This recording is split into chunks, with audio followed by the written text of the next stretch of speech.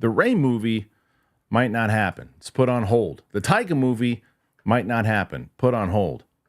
Is this just part of that ongoing Lucasfilm problem, or is this Bob Iger playing chess? That's going to be one of the main topics here today, as well as a whole slew of other things on the Kristian Harloff Show. So make sure you hit that subscribe button. It's me, John Rocha. Let's do it. Here we go.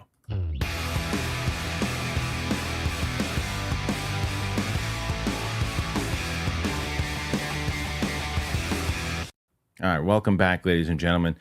It is the Kristian Harloff Show. It is Monday. Happy Monday to every one of you. I hope you're having a great day. Hope you had a great weekend. Joining me on the show every Monday, as always, John, the Outlaw Rocha. Hello, John. What's going on? What's going on, buddy? How you like it? I know it was good. Yeah, well, yeah. They're now that they're playing really well. You know what's hilarious is that, you know me. I'm two things. Yeah. I am a diehard Yankee fan, and I'm also incredibly particular, and some would say lazy, when it comes to where I'm going to go at what time at night. And it is a hassle to get to Yankee Stadium from where I am. It's a hassle. Yeah. So I just wanted to go to a baseball game. I've done this twice now. I've gone to 2 Mets games since I've been back. They've won one. They got pounded 12-2 when I went the other day. I didn't care, but I was like, I'm there with my friends really while I was there. But it's so convenient. I hop on it. I'm there. You're saying Shea is easier? Not Shea, Citi Field, but yeah. Oh, Citi Field. Sorry. Yeah, but it's way easier. You take one train, you're there in 7 minutes, and it's and you drop you off right at the stadium. So I'm like, and plus, way less expensive right now than going to a Yankee game because the Mets are kind of in it. The Yankees are in it, are really in it. So isn't that how it always is? Like the Mets are like that club that everyone can get into, and there's parking right outside the door. Right? 100%. That's why. Yeah. The Yankees are the exclusive club. You gotta know people to get in. Yeah. It's a bear to get in there, but it's worth it for the experience. Well, it's funny though too, because I reached out to my friend, Steve Renazzi. I reached out to him when I got here. We're talking, and he's like, I was like, we'll catch a Yankee game. He goes, yeah, it's a great mall where they sometimes play baseball in. It was like hilarious. Anyway, so much to discuss, John. We've got, this thing. The reason why I wanted to choose this one as a main topic is because you and I have been discussing this particular movie, and we both said we do not think this movie is A, going to happen, B, it definitely wasn't going to happen on December of 2026. So there's a new report here, guys, about the Ray movie. Here it is. This is coming from Dark Horizons, which reports earlier this year suggested the Disney Ridley-led film Star Wars New Jedi Order, the one set years after the events of Rise of Skywalker, could film as early as this month. That's not happening. In fact, Daniel RPK is reporting that the film has way more work to be done and is now on hold at Lucasfilm, with the earliest it will be able to shoot between somewhere into next year, if that. This film's writer, Stephen Knight, has reportedly been trying to crack the script for well over a year, and a final draft still hasn't been submitted to Lucasfilm. At least 4 drafts have been submitted, with Lucasfilm's Kathleen Kennedy offering numerous notes. Knight is about to get very busy directing his Peaky Blinders movie, so it's not clear how much work he'll be doing on the Star Wars script. Damon Lindelof and Justin Britt Gibson previously took a crack at it before departing the project over creative differences. Documentary filmist Charmaine Obaid-Chinoy remains attached to direct the film, which is one of multiple movies in development. The other one is definitely coming, is Jon Favreau's The Mandalorian and Grogu, which has been filming and hits in May of 2026. Now, the other added part of this is that it has also been announced that Taika Waititi's movie, which was rumored forever, is also indefinitely put on hold, to which I also would talk to those people, some of which people that we know, who continuously said that, well, yeah, people who think that Rian Johnson movie isn't happening, they got other things coming. That movie is also not happening. But he said it was. Okay, sure. So did Taika Waititi. So did all these other people. Of course, they say it's going to happen because they want it to happen. They put it out there and it's going to happen. But let's start with this thing, because this is the reason in the intro. What I said was, let's take a devil's advocate side here. Okay. Let's say that this is actually Bob Iger saying, look, the strategy that you guys put into place is not working. We need home runs. So what we're going to do here is we're going to scrap the idea of 2 or 3 movies or 3 TV shows a year. We're going to do 1. That's going to happen. Let's put that into play. Now let's look at the movies.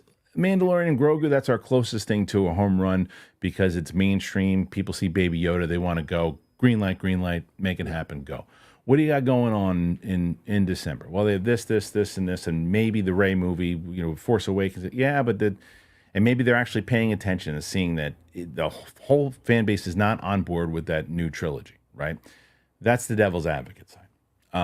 Maybe they're putting into place like this is not something we want to do. Maybe we reach out to Sean Levy. Maybe we figure out the James Mangold of it. Let's see how the Dylan movie does, whatever. And maybe that's devil's advocate. Now, what's likely from this report is it's the same old, where it's Kathleen Kennedy looks at it, wants to have it a different super way, brings in creative people, gets too involved, gives a whole ton of notes in the way that they used to do in the 80s and the 90s, and there are people going, this is too much, I can't, she doesn't know what she wants, nobody on this thing knows what he wants, I'm out, they lose it, they scrap the movie. That has happened so many different times. This is why I reiterate, the number one problem at Lucasfilm currently is the regime, not just her. Everybody who's making films and TV gots to be gutted.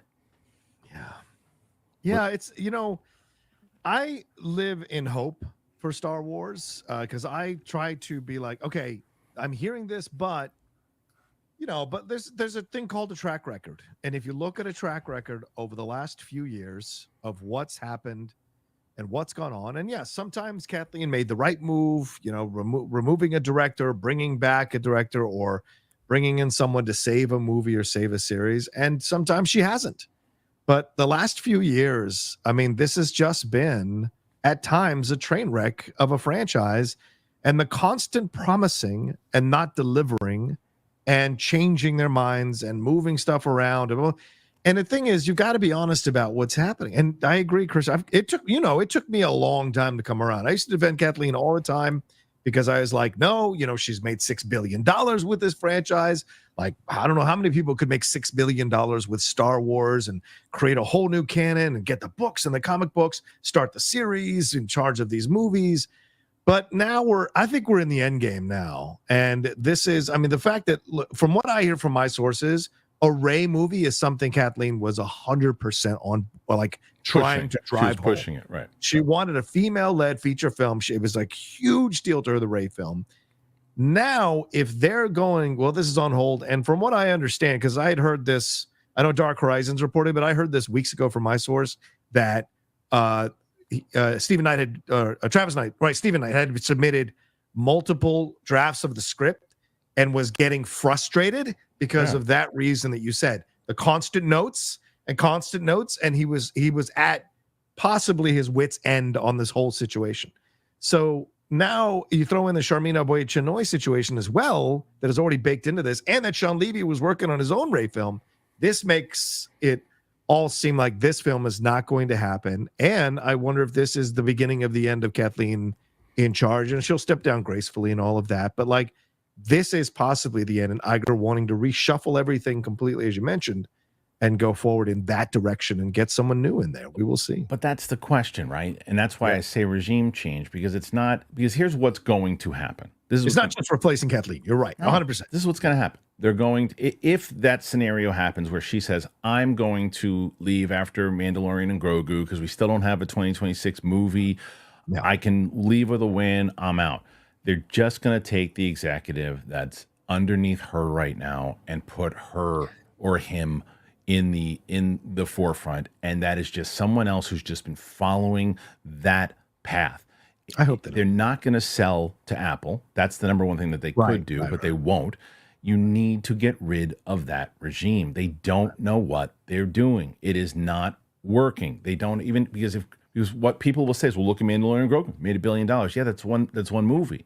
But they don't have an overall plan. If they did, they wouldn't be bringing in, let's bring in the guy that does Peaky Blinders. Great idea. Let's give him so many notes that his head explodes and he doesn't want to do it anymore. Let's get the woman who made Wonder Woman and made a ton of and brought that going. Let's get her to do a movie. Let's give her so many notes and everything until she wants to leave. Let's get Lord and Miller to do it. Let's have them. All the choices of who they're getting is good. They run these people. Lindelof, gone. Benioff and Weiss, gone. Yeah. They just continue to do this. And it's like, I cannot believe it is crazy that this keeps happening. And it's like, let's try it again. Let's do it again. It's like, and you can't, and you don't just blame her. You can't. You blame the people around her. You blame, and it's whatever executives in there, Iger, Chapek, whoever, they keep letting her do it. Yeah. It's like, what are you doing? We're back in the same boat again, aren't we? Like, this is what, for those of you that were children when the prequel trilogy came out, those of us who were adults, this is the conversation that was happening after that prequel trilogy. George doesn't know what he's doing anymore. These are not good films. They need to get rid of George Lucas. They need to get rid of everybody involved with George Lucas. They would put out those behind the scenes documentaries, and you saw like the story team around Lucas when he dropped the Phantom Menace script, and they're all like losing their minds at how great it was, because no one's going to tell King George that he's wrong or that he's messing up or this is not going to work. And they didn't work for a lot of us at that age. A lot of us adults or teenagers at that age. Now they've become appreciated or reappreciated because the kids are now older now. That's fine. But like at the time, that's exactly what, and this is why George sold it, because he was sick of the criticism that was constantly happening and he wanted someone else to take a shot at it. This will never end. So even if you replace Kathleen in the regime, the new regime comes in here, there will be people invested in trying to cut down that regime in some way, shape, or form. So it's just rinse, repeat. As someone who's been there through both of these experiences. I agree. Look, I agree and disagree at the same time. I agree that there's going to be criticism on this IP until the end of time, because people, it means so much when they have a certain idea of what they want it to be like. I agree.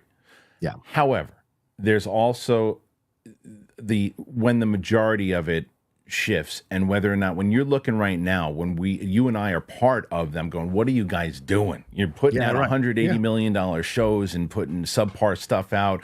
You're losing writers left, and it's like, there's criticism that's warranted, and then there's criticism because you're just going to do it no matter what, right? Now, I would say that it was like, this is everybody wants to criticize it, and then it just started going this. Yeah. And so I think that, you can, like you said, you're always going to have and it's a lot of people who get into acting, comedy, everything, they always have this idea, you want everybody to love you. You want everyone, not everybody's going to love you. The most lovable guy in Adam Sandler are the people who hate his guts, right? Yeah. And he's the most lovable, greatest person to ever work with people, and some people hate him. It's just part of it. But the question is, it's what the majority thinks. So like, if you get in the same way that, like, when we talk sports references, right? If there's a sports team that, that we both enjoy, we're like, okay, the coaching staff isn't in, they bring in a new coach, a new system, we go, okay, great. There's still people going to go, oh, why'd they put that pitcher in? We're like, well, whine about it. They're in first place now. As long as they're in first place and they're winning games, and that's the most important thing. So if they're putting out, like, if the people who are complaining about the next regime that comes in, but they're putting out movies, you're like, wow, that was like the end game of Star Wars, or that was like the this of Star Wars, and you start comparing, you're like, wow, it gets nominated for an Oscar. It does that. You're like, I don't care what those idiots are saying. This is this is working. Well, just like sports, right? You determine success on the field by how full the stadium is, right? Like you can win, but you got to fill that stadium as well. And that's where Star Wars is starting to fail lately, because of the viewership numbers, because of the disinterest, the fact that even the casual Star Wars fans are like, what is this? I'm not going to watch. You know what it is, John? But John, you know what it is? They feel so disconnected to the fan base. Yes. You know what I mean? Like, not the portion that loves it all. I mean, they're going to, like you said, you can put anything out. The middle. They're just so disconnected from it. Yeah. And is there a play, like, from Iger going, hey, guys, if this is such a mess right now, let's just wait. Let's put, what do we think? What's Mangold's thing looking like? Let's put that out. You guys have that locked in already. What is Levy? Sean Levy has a thing that, and what they'll probably do, and it doesn't make me go, oh, that's what you should do. It makes me nervous because Sean Levy he's the latest guy to do a $1 billion movie. So they're like, oh, let's get him now. Let's put him there. That doesn't guarantee success. That just guarantees that maybe he's got a good team around him. But who's to say that he's not going to run into the same problem with the Lucasfilm regime? Yeah, and don't get it twisted. It isn't like there weren't critics who went after Deadpool and Wolverine for legitimate story issues, legitimate character issues, legitimate canon issues throughout that movie. Most of us just wanted to turn our brain off and have fun. But if you looked at it analytically, there are some issues with the Deadpool and Wolverine movie, as there have been with every Sean Levy movie. Let's put that on the table as well. So, like, just handing Ray over to him, and what guarantees Daisy will want to go and do something with Sean? Because maybe there was something here with Charmin Obaid-Chinoy, the point of view, having a female filmmaker. There was something here with a $12 million says $12 million says she'll do it. maybe I don't know, but these situations I think will pop up, and it'll be interesting to see, because I mean, it's a shame because we've seen Daisy recently doing all this press tour, doing all these interviews. She wants to do it, and, I want to see more of her, and I hope she gets a Ray movie that's worth it. But I wondered also how much the accolade comes into play with this stuff too, because let's say that's been a touchstone, man. 100%. Let's say that there was notes that and I don't know, this is all speculation, but let's say Kathleen Kennedy was giving notes to make it more because she loved the accolade so much as she did. She given Stephen Knight some notes to make it more like that, and then they get nervous, and then there's notes from above to try to do this and this, and then she tells them to do something else, and it's just there's no, it's like a stat chasing thing as opposed to just trust in your story, and trust if you knew the damn the what it really was. If you really knew what it was, you wouldn't need to do all this stuff. You would say, okay, Steve, here's the thing. We have this is Ray's story. This is it. This is what we want to do. I couldn't even imagine what these notes are. It's it really is like the baseball thing. He keeps putting one of the best hitters and the 8 spot, and then we're not getting runs, or you're relying on one. Look at the Yankees for a lot of this year, just relying on Judge for the most part to get them out of holes. But it's you can't do that. You can't, if you want to keep winning. Your pitching's got to be good. You got to have everybody kind of hitting and doing stuff. You got to make sure the team is working. The team is not working, and we are a broken record in the same way. Now, who out of the two of us? The answer is neither. Who in this comment section was surprised to hear that Taika Waititi's movie isn't happening? Yeah, no. I mean, we said that months ago on the hot mic. When as soon as Taika said, well, I mean, I can turn in the script, doesn't mean the film's going to get done. Both Jeff and I were like, yep, that's not happening. It's not happening. Because, I mean, as soon as the creators start to throw out the idea that their film is not going to get made or might not get made, that means they've been told that it'll be a long shot for that film to get made. Right. Too many people who watch this industry, some, and I don't want to accuse anybody, some of the fans who watch this industry, they really live in a Pollyanna existence.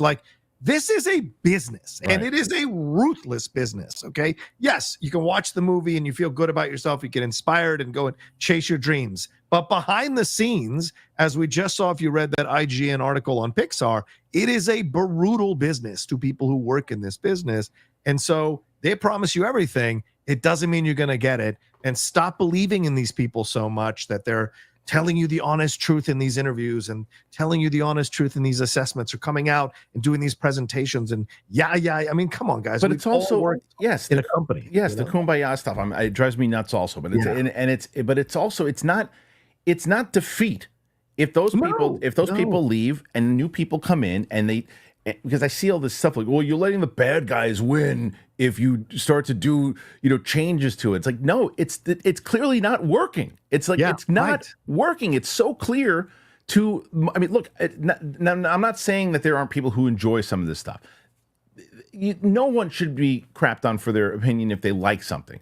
But, of course. But you have to also say, in the same conversation we had before, if the majority is not digging it on a massive franchise that you paid $4.1 or $4.2 billion for, you gotta maneuver. You have to change. And the fact that it's irresponsible at this point that if you're sitting in Bob Iger's chair and if you don't have anything to do with this, and you're like, it happened again.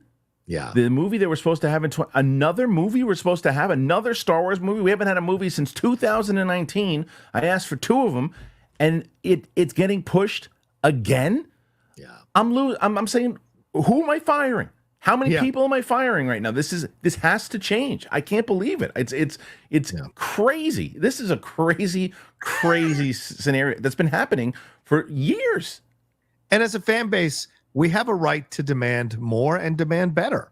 And there is, because all of us who go to this stuff are spending our hard-earned money at a time over the last 10 years where the economies have not been great. We've all been taking multiple jobs or something. Like, it's legitimately our money that goes into this stuff. And so we have a right to be like, hey, make some changes here. Do something to fix this, because we want to enjoy and invest back into this franchise, back into these shows and these movies. And again, nothing against anybody who liked it. You know, as someone who ghost unfollowed me, I don't like to yuck anyone's yum.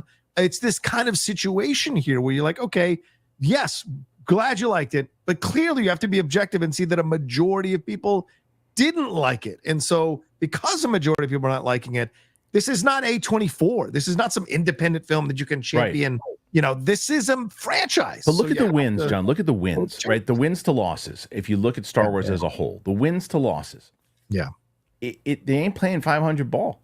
No. Not at all. Like when Marvel started to slide, that's because of like tons of winning seasons, and like they were batting 1,000. And for a while now, Thor: Dark World, sure, but they still made money and kept everything going. And I like Thor: Dark World. I'm one of the few people. But anyway, the point is, but the point is, it was moving. It didn't start to have a slide until after Endgame and all those types of things. We were like, what are they doing? There's too much. And now they're starting to. I mean, we'll talk about the Thunderbolts in a second. They seem to like they're changing. They looked at what they were doing. They're changing things up. They're changing tone. They're slowing things down, and they at least have a directive, right? So, but Star Wars. I mean, the new trilogy, okay, it made money in my same argument from before, but overall kind of split the fan base in two, and even that middle is saying like those just aren't really good movies overall. You know, they're just and even if you love Force Awakens and Last Jedi, they don't all make sense together. They're different creators making different movies, and nobody can argue that. You can say I liked all 3 of them. Yeah, okay, fine. But can you tell me that they're a well-crafted trilogy that people were working on together? No, it was a divided thing. The shows have look. This is coming from someone who thought shows should take over as opposed to television, and that has been a disastrous experience in general. They have dropped the ball on what they. I mean, the perfect example is Obi-Wan. That was a easy touchdown. That was about the easiest touchdown you could possibly get. They had a script that if you read what it was about, and the way that the original script was, they just adapted that thing and extended it out a little bit more in the base that they had. Home run, touchdown, all of it. They had all of it, and they're blowing it left and right. So they're overthinking it. Yes. And I think what you said like earlier, they have a chart and they're trying to check all the things off the chart, and that's not going to lead to creatively fulfilling results, you know? And look, I had no problem with little Leia. I had no problem with it. Did I have a problem with the flea stuff? Yes. And I knew that from the first episode, but it should have just been Kenobi and Vader and what 100%. They're doing there and what they're experiencing and that's what the fans wanted. Sometimes it's okay. You know what you and I, we've watched wrestling for years. You wrote for WWE for a year. Sometimes giving the fans what they want is the thing to do. Yeah. Okay? Sometimes swerving them is fun, but giving them what they want sometimes is the thing to do. And if they just kept it to Kenobi and Vader, it would have been fine. And I have nothing against Reva. I have nothing against Leia. I think those could have been fun characters in something else. But it's clear that that was an issue for Kenobi. Yeah, I mean, if you look at the TV series, you can maybe name 3 to 4 seasons tops that you enjoyed of any of the series, and the rest are middling series. Yeah, the 2 seasons of Mandalorian. The 2 seasons of Mandalorian were really great. You had Andor for sure. Yeah, I like Ahsoka less and less every time. There's some people who really enjoy it, but I enjoyed it the first time I watched it, and then going back to it's pretty piss poor when you look at the writing and stuff too. And then Obi-Wan, Boba Fett, Acolyte. it just boom, boom, boom, boom. And Mandalorian season 3, it's like it was fine. It wasn't great. Look, I say Clone this. Wars season 7. That's the other great one. Which one? I thought Clone Wars season 7. Yeah, and if we're talking about that was letting Filoni finish his series, 100%. which and he continued on. Absolutely. But I don't know, man. This is to me just an add in the mess. I don't think it's going to get better until, and I think you have to change your regime. You've got to change Lucasfilm. It has to be changed. You've got to get rid of all the executives over there. You've got to change it up. If I'm Bob Iger, I'm bringing up a whole new team. Like I said, you leave the animation team, you leave the video team, you leave the book team. They're doing fine. You leave them alone. You take that film and TV and you throw it to the side and you say it's time for new people. We'll help it. We'll give you good recommendations everywhere else, wherever jobs you want. We can help you find them, but time to go. It's not working. And what about Filoni? Filoni, move him back to animation. Get it. Let him do his movie if he wants to finish it up. I don't think anyone would care if you were like, hey, you know what? We decided not to do this big closing movie of the Mandoverse. No one would care. Who's really, really excited? I mean, excited to see it. It's like, it's going to combine a Boba Fett we really didn't, even though the main character, the main actor didn't love. You're going to do all this stuff to where it's like it's time to move past these people that are there. They're not. It's just not the right. They're not the right people. If they're delaying the Rey movie, they're pushing away the Taika Waititi movie, and of course we're in the Rian Johnson. We're never going to see that trailer. Yeah, all these things, they're all Kathleen things. So that should tell you something. If they're putting on hold or delaying or shoving those things to the side, it's because they're going to make a change. Right. It's not going to happen right now or overnight. It's going to be a slow-moving ship, but they will be changing regime by next year at some point. Now, the regime or the regime or Kathleen Kennedy? I think all of it. You think so? Because Iger's a smart mofo. He doesn't play around. If something's I'll bet you money. I'll bet you this. I know you're not going to bet, but I'm not betting any money anymore. But I'll bet. Here's what's going to happen. They're going to Kathleen Kennedy's going to say, and Carrie Beck is going to get the role. That's what's going to happen. Carrie Beck will get it. And nothing against Carrie Beck. She's also very well loved over there too. But it's also part of the same regime that's been doing stuff. I think it'll go from Kathleen to Carrie Beck. That's what's going to happen. But I don't. But I'm with you. Obviously, I think that it should be. It's time for a whole new team. We own Lucasfilm. We're bringing in a new people. Who would you get?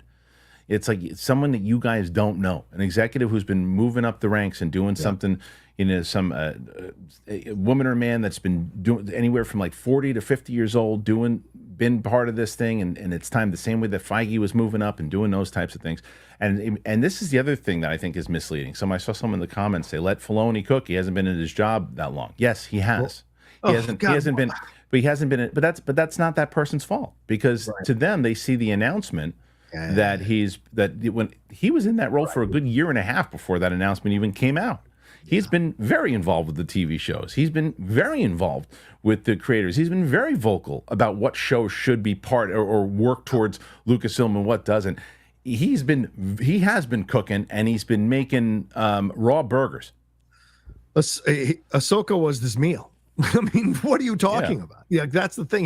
He's been cooking. But you're right, Kristian. Sometimes I do get a bit emotional because I'm a fan like everybody else. I just got lucky to fall into this as a career, and I'm very happy to do it. But like, I have to be patient, because sometimes people do go like, well, from the announcement, that's when he officially got the job. But the truth is, you and I and many people are close to what goes on behind the scenes, and we know that people have been doing their job for a while before they get the official job in certain situations. And because Filoni was in-house and not being brought from out of house, there's no way all these creators, all these people who are making stuff didn't have to run stuff by Filoni. And in fact, one of the writers for Acolyte said that, and then had to deactivate her Twitter account because people were coming after her for what she said. And she essentially said Filoni gave notes on all the scripts. So imagine if you're getting Kathleen Kennedy notes and Filoni notes, and you're supposed to create some film or TV show. Yeah, I would go insane. And it's them both thinking they know more than I think that they really do. But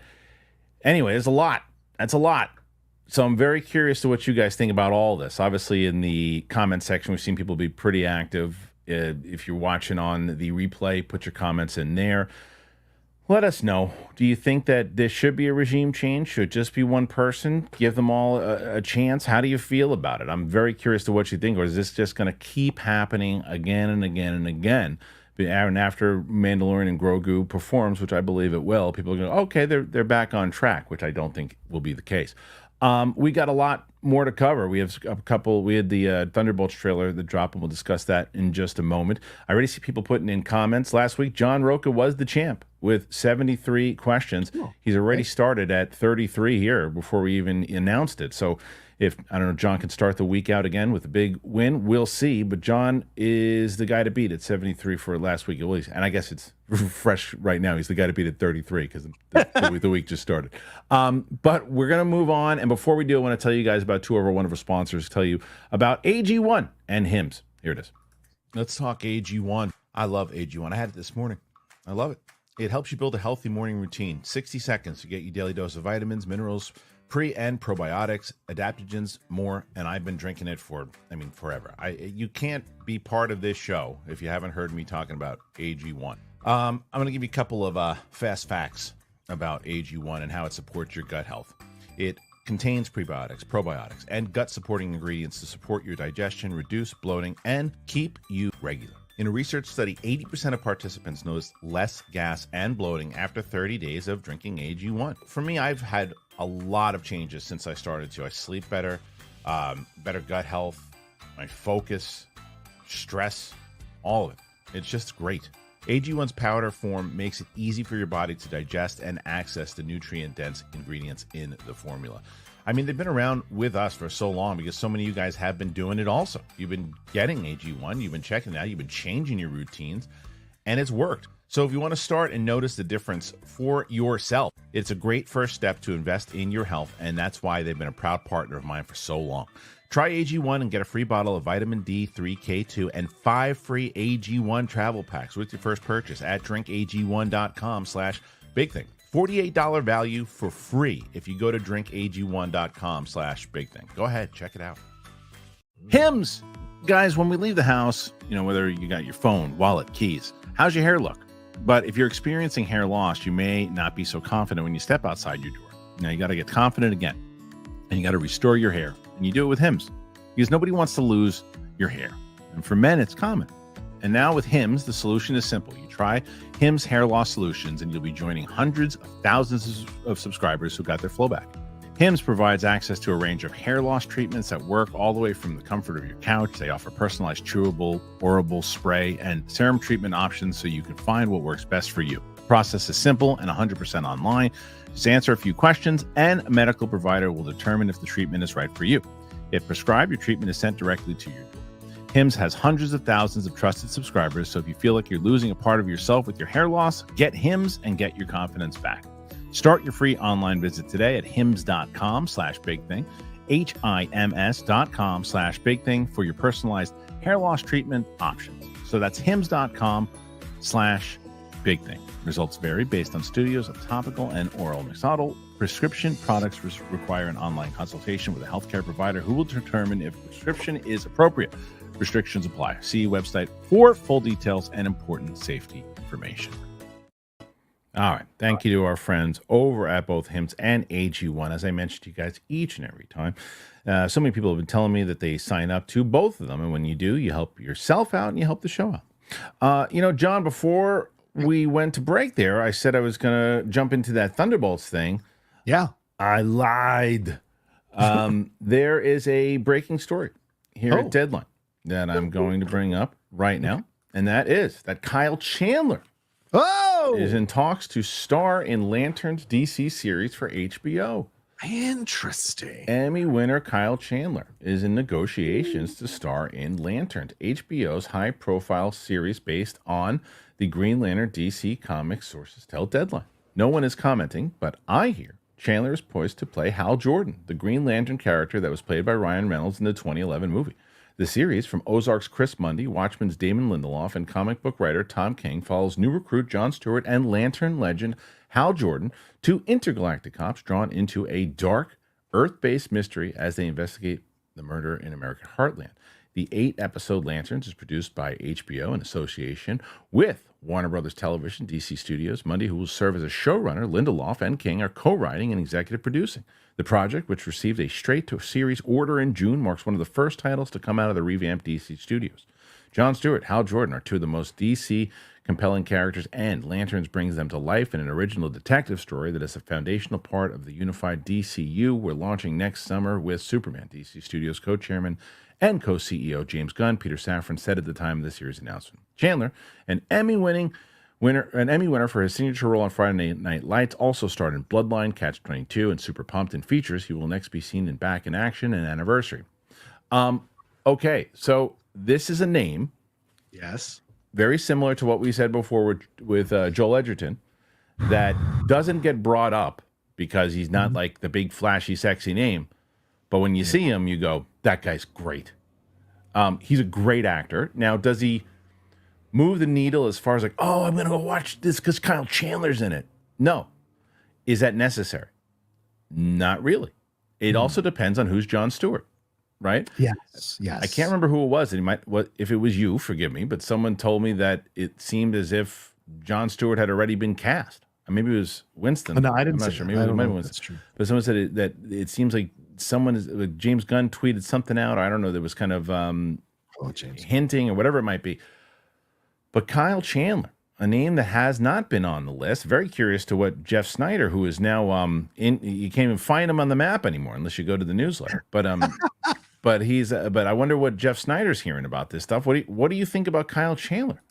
I think we have brought him up in conversation because we talked about this Lanterns thing 2 or 3 times recently. But I was under the impression that they wanted to go with a theatrical name. And no offense to Kyle. Kyle is a damn good actor and certainly is fun when he pops up in theatrical features, but he doesn't lead features. He doesn't. He's fun in the Godzilla Kong thing, whatever that installment he was in. He's fun in Wolf of Wall Street, but he's not a guy that you look to lead your film. Now, on TV, that's a whole nother ball game. Friday Night Lights, what have you. Kyle brings a strength and a power to his acting, and I think him as a Hal Jordan for a TV version of Lanterns makes sense to me. I don't know how far down the list he is before they reached out to him and started negotiating. And I'll tell you this, Kyle probably doesn't care if it's good money. But like, this could be interesting. And I think this is smart if you're going to go with a Jon Stewart who is essentially going to kind of outshine Kyle Chandler. If you go with a theatrical actor for Jon Stewart, I think that's going to be interesting. And look, Kyle's a great energy. He's a fun guy. And I bet James Gunn loves this idea of bringing Kyle Chandler into the DC universe. So to me, I think this makes sense. But I mean, Josh Brolin and Kyle Chandler are two very different. Yeah. But I'll say, I think Kyle Chandler is great. I wouldn't associate the word fun next to his performances. Like Bloodline, really? Friday Night Lights. Like he serious, and also can I see him playing the old chiseled Hal Jordan being the mentor in the True Detective? 1,000%. Oh yeah, I could see that. Perfect for if this is what they're going with as the mentor guy. I love Kyle Chandler. This is going to elevate the show. There's going to be no doubt. And as the True Detective side, as the older kind of grizzled Lantern, absolutely, it works. It's just bitter and frustrated. Yeah. Like and then pushing into the movies and stuff, and if you're like, okay, well, that's how you establish him a little bit more there. He's going to deliver. And I'd also wonder when they're going after that list of how true it was, the McConaughey of it all, Ewan, all of them, if they were like one of two things. Well, you guys wanted Josh, now you're coming after me. I'm out of here. No thanks. Or were they more so going the superhero thing? It's got a stink on it right now. It's got a stink on it. Now it's like, okay, and on TV, you're not going to put me in the movies. Well, yeah, we kind of are, but we're not sure. We're going to be locked in for quite a while. You can lock Kyle Chandler into a deal. You can lock him into a big deal. So this makes a lot of sense. It doesn't say that he's accepted it. It just says that, Deadline reported it. So it seems like it's probably close to happening, but I like this news. Well, I guess let me rephrase when I say fun. I mean, I'm watching an actor enjoy what he's doing. Sure, I guess sure. I look at it from a different point of view. I'm not saying that he radiates a fun. I'm saying like when I watch him work, I know he's having a great time bringing these characters to life and being challenged. And so I'm watching that. But yes, he's obviously, as you mentioned, Bloodline, he's obviously able to bring a real grittiness and an earthiness and a grounded frustration and bitterness and all of that, but also a hopefulness, as you saw on Friday Night Lights. And he can let loose a little bit, as you saw in Wolf of Wall Street. And he can be giving the lessons like he does in Wolf of Wall Street, right? Trying to counsel Jordan in those moments. Like you could see that working for this show. The more I think about it, I actually like this choice much more than Josh Brolin, because he looks like a Hal Jordan much more than Josh did. Like a younger, and you see him as what he probably, young hot shot when he got, and as he got old. Yeah, right. It really is. It's just, I think that the reason there was any kind of like, oh, really? It's just because the reports we've been talking about for the last couple of weeks of how they wanted the big, huge, flashy name. Right. This is not a flashy name. This is a great actor that people go, oh, I like that guy. Yeah. It's a solid name. Yeah, it's a real solid name. This is, if they get Kyle Chandler, it shows that they're going after quality in general, because even the actors on that list, yes, they were all big movie stars, but they were really great acting movie stars. It wasn't just a name and just like, it's kind of a wooden person, but it's like, no, they're all great actors that they're going for great actors plus. Yeah. And let me throw something else out there. He could go toe to toe with Cena as Peacemaker versus Kyle Chandler as Hal Jordan, and Peacemaker starts laying into him. You could see a Kyle Chandler, Hal Jordan putting his ass in his place. And so that's another element of this, that Kyle Chandler can play within the James Gunn universe really well, weaving between humor and seriousness without losing the stakes of either. So I think that's another positive in his column, if, like you said, if he accepts it and if this is the choice going forward. Yeah. So what do you guys think? Is Kyle Chandler the guy? Do you think he's going to take the role? Should he take the role? Do you like him in the role? Put your comments in there. Tell me exactly what you think. All right. The Thunderbolts. Could this movie be a hit? Could it be? Well, the trailer hit today, and John Rocha's favorite actress in the world. Oh, my God. Florence Pugh is in this movie. And we're going to talk about the first trailer here in just a second, the big trailer, which people are wondering, why were only so few reactions? And people are asking me, like PPLD wrote today, he's like, hey, you missed the first 2 minutes of the trailer. No, I didn't. Disney was blocking everybody from this trailer. I cut out the first 2 minutes to see if that was going to help. I just wound up peeling it. But it's like, I watched the whole scene. I watched all this stuff, but they were blocking everybody. There's so many people that didn't get their reactions up or got them out late because for some reason, it wasn't even like they were demonetizing it. They were blocking everybody. It was weird. But nonetheless, the trailer dropped. And Marvel Studios has premiered the first trailer and poster for their Thunderbolts film ahead of the movie's release next summer. Shot in Atlanta, Utah, and New York earlier this year, the film sees the team up of some of the MCU anti-heroes and villains as they go on missions for the government. Effectively, it was Marvel's Suicide Squad. The team includes Sebastian Stan as Winter Soldier, Florence Pugh as Yelena Belova, David Harbour as the Red Guardian, Wyatt Russell as what isn't he, John Walker? Yeah. Why does he say as U.S. agent? Well, that's the other name for... for his version of Captain America in the comics. Whatever. Hannah John came in as Ghost and Olga Kurylenko as Taskmaster. Also on board are Julia Louis-Dreyfus as Valentina Allegra de Fontaine, Geraldine. There's a lot of other people in this way. Mm-hmm. The film is directed by Jake Schreier with a script from Joanna Close. Yada yada yada yada. Okay. This movie looked way different. Well, I didn't even see your reaction. Before I even get into this stuff. What did you think of the trailer? I thought the trailer. I was able to put it up earlier, full. It's not monetized, so it is what it is. But if people want to watch it, my reaction is up on my channel. But yeah, I liked it. It was fine, and but I didn't walk out of that trailer going, yeah. And I was hoping I was going to get a yeah moment. And people know that I've been saying this film was never going to happen, but I guess it's happening now. And I just was a little like, okay, this is cool. This is fine. And I love that they're focusing on Florence. It's a nice, interesting energy to bring into this Yelena situation, that she's missing something, because we've seen her be so confident for, all the stuff with Hawkeye, all the stuff in Black Widow. She's kind of confident throughout.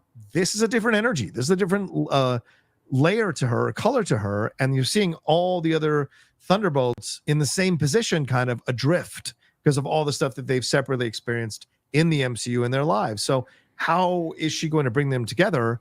And who is the real villain of the movie? Is it Valentina? Is it someone else? Why is Bucky fighting them? Is he being sent by the government in some way? So there's a lot of things to untangle. The action sequences looked fine. I think some of the humor fell flat, but overall I thought it was fine, but just not exciting.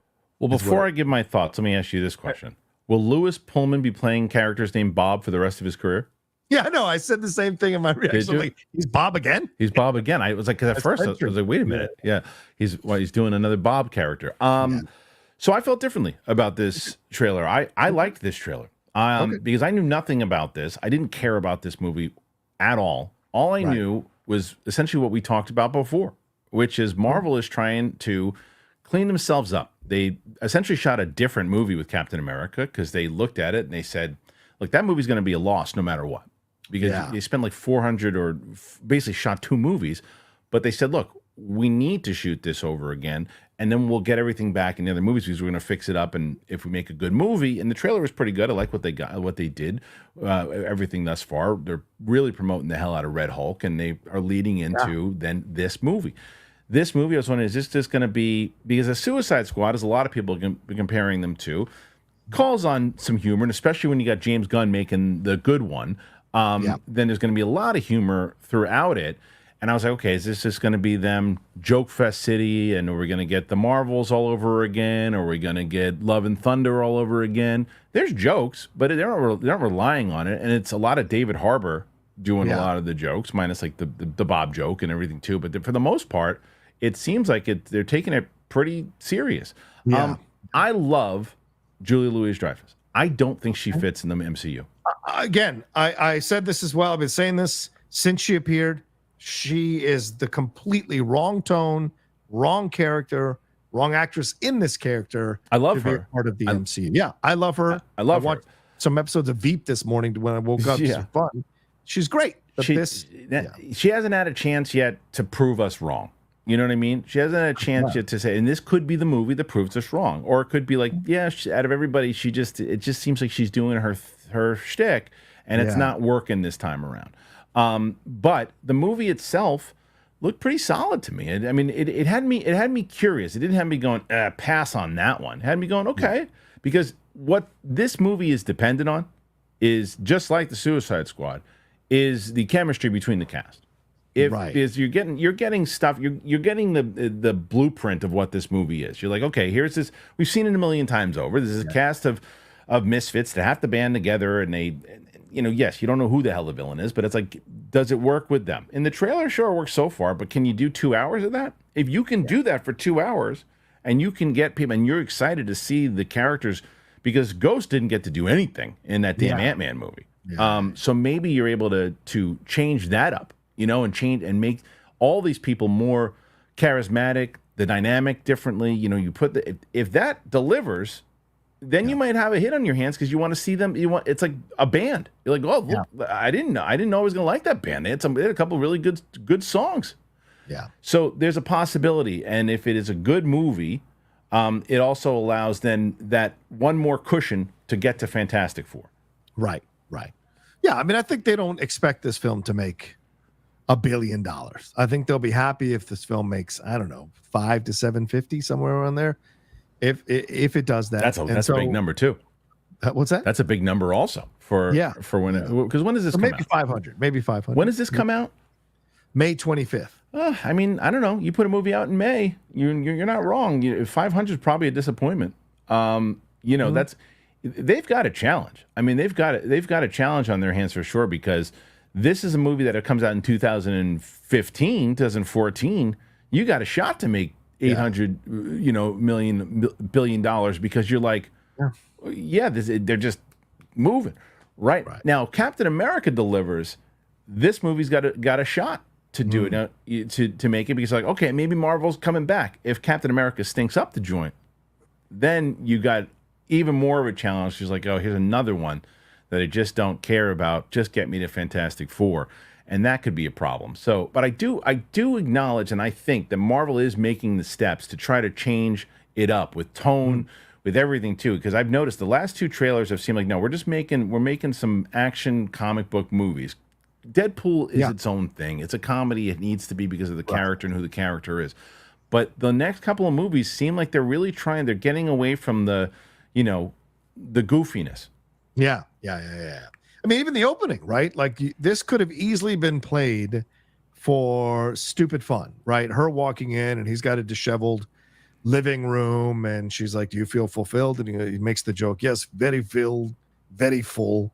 Yeah. Why? And then she goes right into her ennui. And so you're like, oh, this is a change. And even throughout the trailer, there are moments of humor, but they're followed really quickly by this feeling of like everyone is missing something. It's again, here we go. It's like Agatha all along. Everyone is missing something. And so they're being brought together. And maybe by coming together and going on this mission, the thing that each of them is missing will be returned to their lives, or they come to some closure with it by the end. I don't know, but it seems like it's got that energy to it all over again. All right.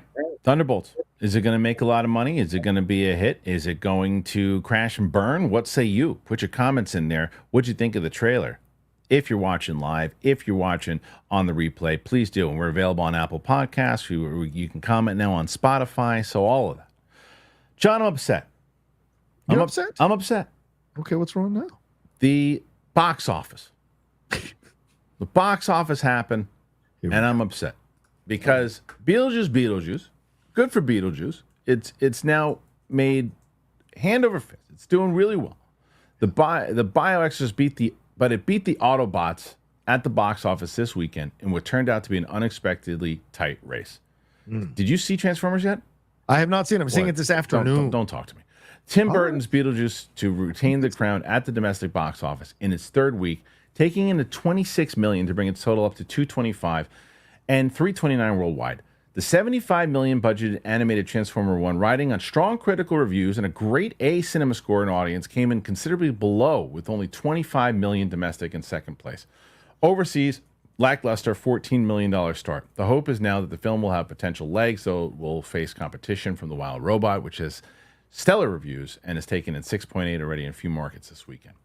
Also debuting was Crawl, director Alexander Aja's Halle Berry's-led survival thriller Never Let Go, which came in fourth with an underwhelming $4.5 million, along with mixed reviews, and honestly should have debuted on Netflix. Oh, they didn't write that, but they should have.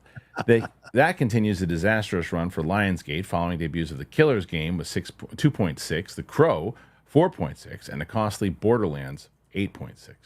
Demi Moore-led body horror satire The Substance opened in sixth place with 3.1, the title earning the actress some of the best reviews of her career. Speak No Evil remake number 3 at 5.9, just down 48% from its opening weekend, which is solid for the genre. That film stands at 21.5 and is domestically and as much again overseas. Deadpool and Wolverine rounded up the top 5 with a further 3.8 million. It is now at 1.3 globally. Okay, so here's the problem. Here's the reason why Transformers. Because whoever did that first trailer should be fired. But it's not necessarily the person who cut the trailer, because they were given notes. Whoever gave the notes to do that trailer and say, make it more towards this, that trailer does not represent what that movie is at all. It turned a lot of people off from it. And I can't even tell you how many people from when I did the out of the theater reaction, the review said I wasn't going to see this movie because you hated the trailer so much. I hated the trailer so much. I didn't want to see anything. Didn't think it was for me at all. I didn't want to go check it out. And had I not seen my review, other people's reviews talking about how great it is, they never would have seen it, right? And I think that it's just really bad. The marketing was really, really bad for this movie, and it's going to be the same as Bumblebee. Bumblebee is the best live action one that they made.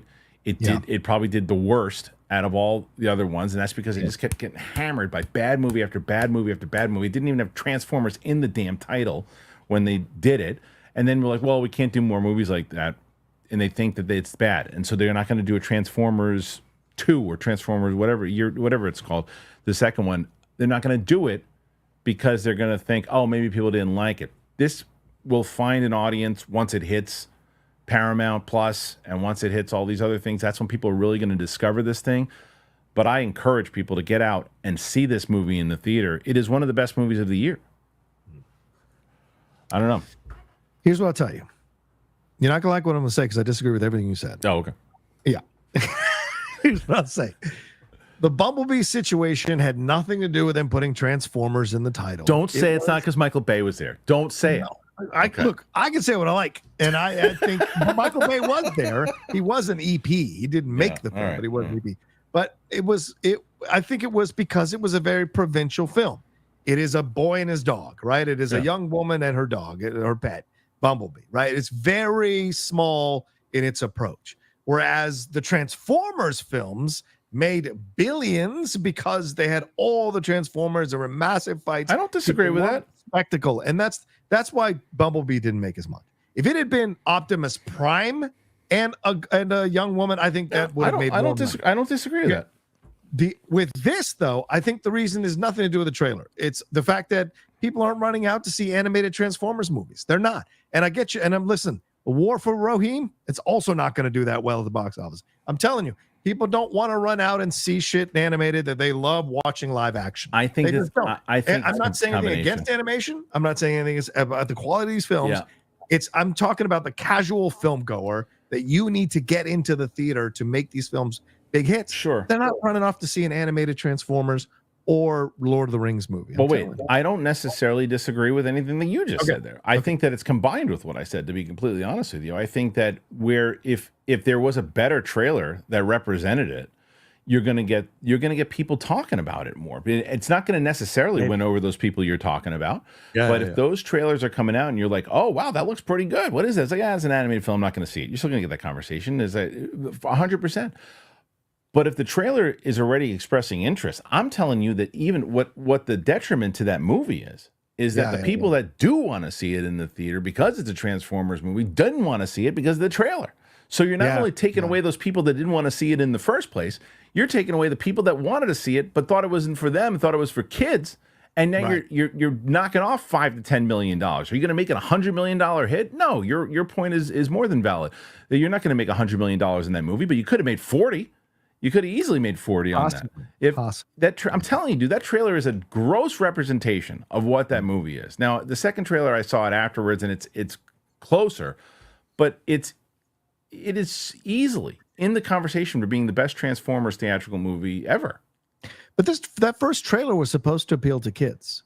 It was supposed to get kids to come to the movie, to get their parents, to drag them to see this film, right? That's what was the point of the first trailer. They thought they were going for the easy audience. Let's get the kids in here. Right. Mistake. And when the reaction to the older fans of Transformers, like out of kids' age, was so negative, that's when they adjusted for the second trailer and tried to appeal to those of us who are not kids. And so I didn't mind the first trailer. I thought it was fun, and I knew what they were going for. The second trailer was certainly better.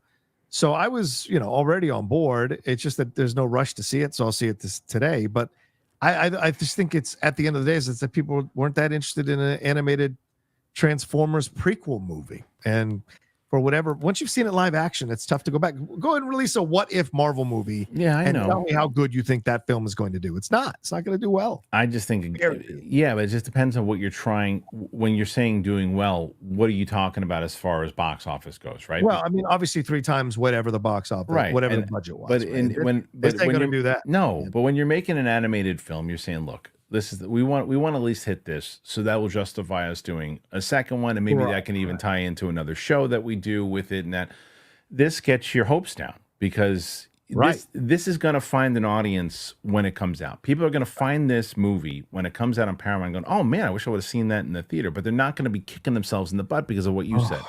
It's like anyway. So but it's Kristian, but I don't want to see 500 effing tweets of I blame you all for why this movie didn't succeed. Why blame you? Like we saw with the Marvels, which annoyed the living piss out of me. Sure. I blame you. How come I blame you all for not telling me how great this movie is? And shut up. Like I hope we don't get that because this is probably a better movie than the Marvels. Oh, dude, so. I'm telling you, you're gonna love this movie. I know. I can't wait to see it. You're gonna love it. And it's like I haven't. Everybody who's Matt Serra was supposed to do a watch along with me for when it comes out. And he's like, I couldn't help myself. I went and I went to go see it in Atlantic City. He's like, I'm sorry. Text me like 2 a.m. because he felt bad that he went and saw it in the theater. And I was like, I'm like, you bastard. But he wanted to see. He loved it. He absolutely loved it. And it's like one of those things where it's a bummer that I hopefully that it continues to do well. But as they mentioned, I think the Wild Robot's going to kick it in the nuts. I'm going to see that tonight. Are you? Yeah. Tonight. Yeah, I've seen that tonight. I've seen Saturday night tomorrow. Oh, nice. They're not screening that here. Okay, so that's one. And then I got my Joker screening. Do you do your Joker screening? Yeah, it's not yet. Okay, that'll probably come in soon. Dying right now. I'm dying with that. That'll come in soon. Come later today. Speaking of DC though, let's before we get to our questions, because we've got 42 questions already, John. People like you. People like you. So we have this story about Ben Affleck, which he was supposed to direct the Batman movie. Oh yeah. Before Matt Reeves got it. Remember, there was that whole thing he was going to direct, probably as part of his deal or whatever it was. But his storyboard has been revealed. And that's interesting. For a little while there, before Warner's opted to give Matt Reeves the Batman, let alone hand the DC Kingdom over to James Gunn and Peter Safran, a different kind of Batman film was in the works. Back in the time when Ben Affleck was playing Bruce Wayne Batman for Zack Snyder's DCEU, he was lining up a solo Batman film where he and Jeff Johns were co-writing, and he was going to direct it. Then, after Batman v Superman Dawn of Justice came out and hit a rough reception, Affleck stepped down from the director's chair but still intended to star. Early, around 2019, Affleck exited the role, and a few months later, Robert Pattinson was announced as the new Batman. Affleck did briefly reprise the part, though, for The Flash last year, which served as his final stint as the character. Not much has been revealed about Affleck's solo The Batman film beyond actor Joe Manganiello's Slade Wilson Deathstroke arriving in Gotham City and determined to take down the Bat. Storyboard artist Jay Oliva worked on the project, and to celebrate Batman Day yesterday, he released the storyboard from the film you can see below. Olivia previously said several drafts were done of the script, which he saw. He told Inverse last year the film was going to cover something that had never been covered in comics, but was building off parts of the mythos for the past few decades. He added, it was very clever, and there was a lot of things about it that I really loved that I wish had come to fruition. Olivia is also a longtime collaborator of Zack Snyder and worked on his upcoming Netflix series, Twilight of the Gods. Affleck, most recently, has been filming The Accountant 2, ahead of a release of that film in cinemas next year.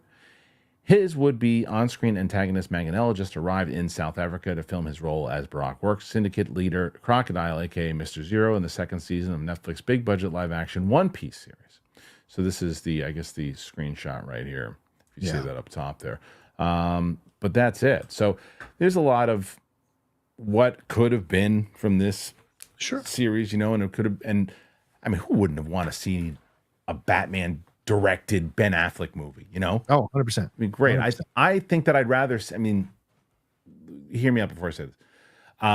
When it comes to, I would rather see, if Ben Affleck was going to direct it, I'd rather see the Ben Affleck of today directing the Batman than when he was, because, and I'm not talking about during Argo and all in the town. Right. He went through a stint during the Batman v Superman stuff where and he's been public about it, kind of relapsed. He had some things going on in his life. He wasn't doing well.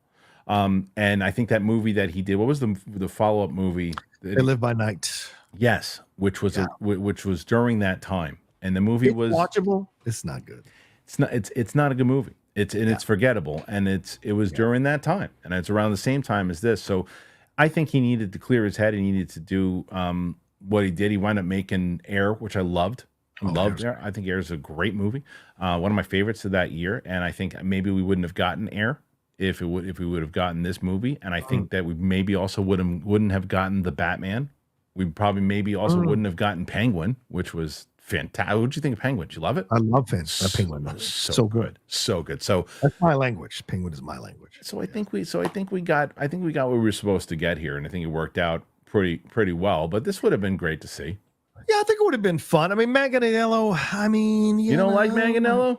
Is he a great actor for TV? Sure, but for film, I don't know. I don't know that we would have gotten. I mean, look, they killed him off quickly in Rampage for a reason, bro. And if you get killed off in a Rock movie quickly, that says something. So I don't know. I'm in the place of like, I don't know if this would have been as great as people think, but Ben Affleck directing a Batman movie, odds are it would have been a blast. I don't know that in the end he would have been the villain, the main villain, because clearly, remember, he shows up on the boat with Luthor, so it would have been much more possibly a Luthor versus Batman, which that is exciting to me, even though I didn't like Eisenberg's Luthor that much. Under Affleck's direction, I think it could have been really interesting to see what it would have created with that. So, yeah, would have been fun to see them fight, but I didn't want to be the main villain. Well, what about you guys? Do you guys think that this is something you would have liked to have seen, or do you agree that we got what we were supposed to get and would led us to the Matt Reeves Penguin universe? So put your comments in there. Tell us exactly what you think. All right, it's time to get to your questions. There's over 44 questions so far, and John has already started out the week pretty solid. You can ask us anything you want. Before we do that, though, this week, I'm also excited to talk to you guys, as I've talked to you guys many times over, about our friends over at Prize Picks. Now, you know Prize Picks. I've been talking to you about Prize Picks, and that's not it. That's terrible. There's Prize Picks. So, Prize Picks. Prize Picks for me, and I've told you guys about it last week. I've told you about it in general. It is the #1 daily fantasy sports app with over 5 million active members. That's right. Prize Picks is the easiest and the most exciting way to play daily fantasy sports. Unlike other apps on Prize Picks, it's just you against the numbers. All you do is you more or less you just pick 2 to 6 players' stat predictions and watch the winnings roll in. So it's the only real money daily fantasy platform with an injury insurance policy so that your lineups stay in play even if one of your players get injured. It puts their members first, so all withdrawals are fast, safe, and secure. So for me, when my picks hit, I get my money as quick as 15 minutes. 15 minutes. Pretty great. So they invented the flex play also, which means you can still cash out if your lineup isn't perfect. You can double your money even if one of your picks doesn't hit. So it's, for me, the reason why I was like, okay, I'll give it a shot. It's just quick and easy. And as I mentioned before, it's easy. that's what I need. I need those. I don't want complications. And so if you download the Prize Picks app today and you use that code BIGTHING, you will get $50 instantly when you play $5. You got to use the code BIGTHING on Prize Picks to get $50 instantly when you play $5. You don't even need to win to receive the $50. It's guaranteed. Prize Picks. Run your game. That's right. And then I'm going to tell you about the Perfect Gene. The Perfect Gene, you guys heard me last week talking about it. I've been loving it. I like, John, comfortable jeans that you don't even necessarily, it looks like it's going to, when you first get them, you're like, oh no, these are going to be too stretchy for me. They look so solid, these things. The problem is, a lot of jeans, they hug your nuts. That's right. They do. And you get 700,000 pairs of nuts have now been rescued from bad jeans. That's what the Perfect Gene does. They say goodbye to stiff cardboard denim and hello to comfort. They basically, they fit like they're custom made. They stretch like you wouldn't believe, and they look fantastic. My wife loves Perfect Gene. The other night, I tried to put on a pair of pants. She's like, where are the Perfect Gene ones that you have? We went out to dinner. It was really nice. She liked it. She's like, yeah, where are those? She likes me in them. So for a limited time, our listeners will get 15% off their first order plus free shipping at theperfectgene.nyc, or just Google The Perfect Gene and use that code BIGTHING. Get 15% off.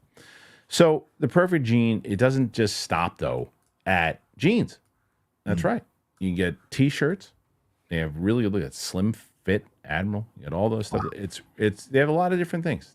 And I really dig the brand. I mean, I have been, since I've discovered them not too long ago. This shirt, it's like soft, super soft, no shrinking. It's amazing. Free shipping, exchanges, returns. You can have a peace of mind knowing that your order is completely risk-free. So it's finally time. You got to stop crushing your balls in uncomfortable jeans. You got to go to theperfectgene.nyc, and our listeners will get 15% off your first order, plus free shipping, free returns, and free exchanges when you use the code BIGTHING at checkout. Again, 15% off new customers at perfectgene.nyc with that promo code BIGTHING. So after you purchase, though, they're going to ask you where you heard about them. Please support our show and tell them that we sent you. F your khakis. Get the Perfect Gene. All right, John. We've done it. We have made it to the questions. Are you ready? Release my nuts. Release my nuts. Release your nuts. Let's do it. You got 48 questions already. You always do it. You always have Winston. And what's funny is that we were talking about it on Friday, and Winston's like, Winston. I texted John, and he's like, John pretending he doesn't care. I was like, have you ever watched John in the Schmodown? I said, once John gets into it, he's going to be he's already the champ of last week. All right, Mike Joyce, Buscemi and Fishburne are perfect voices for T1. What's that? T1, Transfomers One. Oh, are they? Oh, yeah. And that's right. Buscemi. Who was the first one? He said, well, yeah. Both of them were really great. Yeah, they were both great, and not too distracting. I mean, I knew right away. I was like, oh, the both of them. I knew it. Like, it was recognizable, but not where it like sucks me out of it that I couldn't see them as the character. Right. Like, definitely see it. Yeah, I'm very excited to hear, John, what you think about it. I will tell you, the Geek Buddies did not like it. Really? Neither one of them thought it was good. The Transformers One? Yeah. No. Yeah. Transformers One. Yeah. They went to see it this weekend together. That's shocking to me. Their opinion has devalued. Especially Mike. Michael had story issues and Shannon had acting issues. Like, he didn't think Brian Tyree Henry was the right cast. Wow. And he thought Keegan-Michael Key was too old to play Bumblebee. So, but I don't know. Again, I'm going old. He's a freaking machine. He's 53, so he's a machine. Have a younger voice. I love Shannon, but that's a ridiculous comment. I know, but we're not always going to agree. No, we should. Mustafa Argan. Hey, John, can you look back and share your mindset during the Collider review of the final episode of Game of Thrones? Do you feel any better about the episode today? What a terrible episode! Everybody loves my breakdown of that. Yeah, that was me, pure and unadult. You want to talk about an out of theater reaction? That was an out of the Collider screening room reaction. You hated it, huh? I did. I hated that episode because it was such a betrayal of everything we had gotten for the first 8 seasons of that show. And I don't want to spoil anything. People may be working that through, but what they decided to do with Danny, I was supremely mad about it. And I thought it was such a boneheaded decision.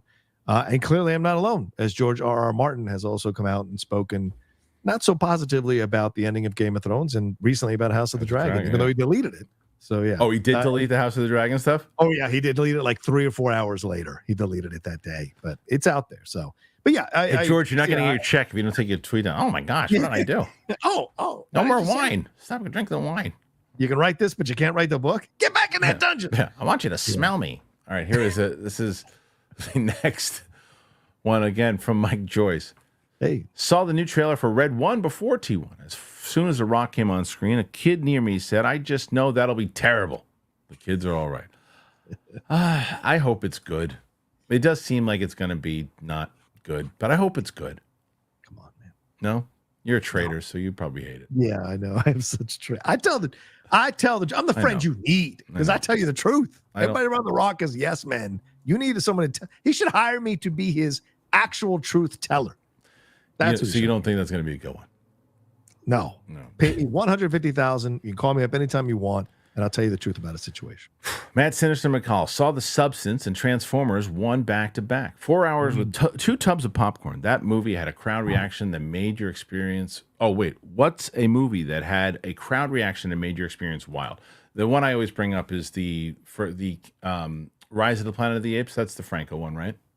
Yes, the first one. My favorite moment inside of that was when I was watching. There's a scene where Caesar speaks for the first time. Yeah, and he says no, and there was this black dude in the crowd, and he goes, "God damn!"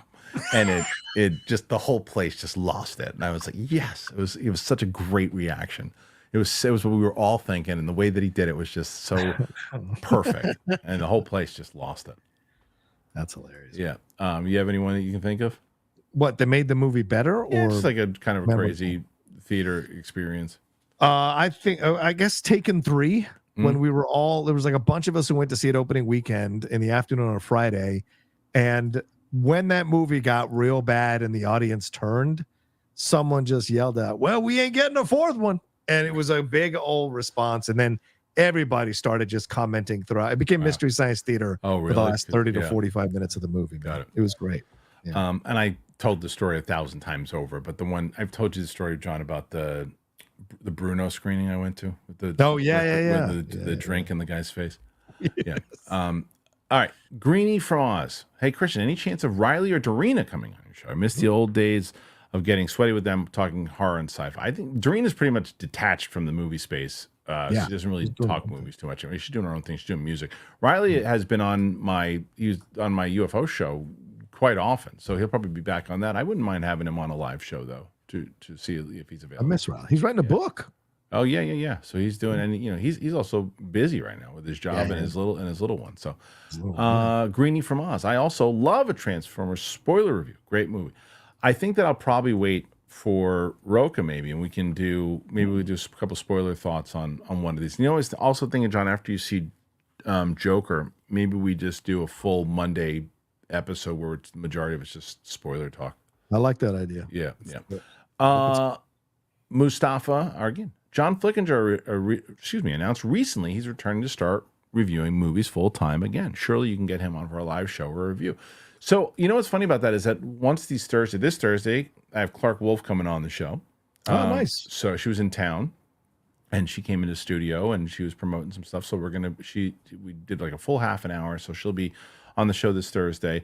Thursdays will be my show to kind of bring in whether it's people from the past, new guests, other things too. So that's definitely a possibility for sure. Yeah, I like Flick. Yeah. I like Flick. Yeah. You guys should work out while you do the review. Do whatever review. Sarah's mad at me, right? Not really mad at me, but not really mad at me. I shouldn't say that. He says he's not, but I feel bad. I feel like I'm disappointed because I was supposed to go to his school this Wednesday, and I said it because I have a freaking former UFC welterweight champion every show saying I need to start training you in jiu-jitsu, right? And I planned on it this Wednesday, but I have Deadpool and Wolverine is coming out on my birthday, actually on October 1st, and I need to get I'm doing Deadpool 1, Deadpool 2, and Deadpool and Wolverine movie reactions with Sam. Right. And she's got a limited schedule. She got this Wednesday. She's like, can you do it Wednesday nights? So leading up to the thing, I'm like, Urgh. So I was like, I made sure I was finishing editing Matt's episode. And I told him, I said, I can't. He's like, all right, I'll be here. My school's not going anywhere. He's absolutely the best. He's absolutely the best. And if you haven't checked out his show, by the way, there's 2 episodes up there right now. The first episode is him and Phoenix Carnival talking about X-Men movies. The second one is him and Ray Longo, who's essentially like his Mickey, who we won the title with. And they were talking gangster movies. Nice. And then the episode that's going up tomorrow is Batman movies. Nice. So he's very dedicated to it. We're over 4,000 subscribers in that channel already. He just started it. All right, Mustafa again. I want to see a third Zorro movie with Antonio Banderas to make it a trilogy. You think this is possible? They're doing nothing with the IP. I mean, like an older Zorro teaching somebody new, maybe. I just don't know if they're going to do that. It would have to be like a Disney Plus movie or something. You couldn't put that in the thing.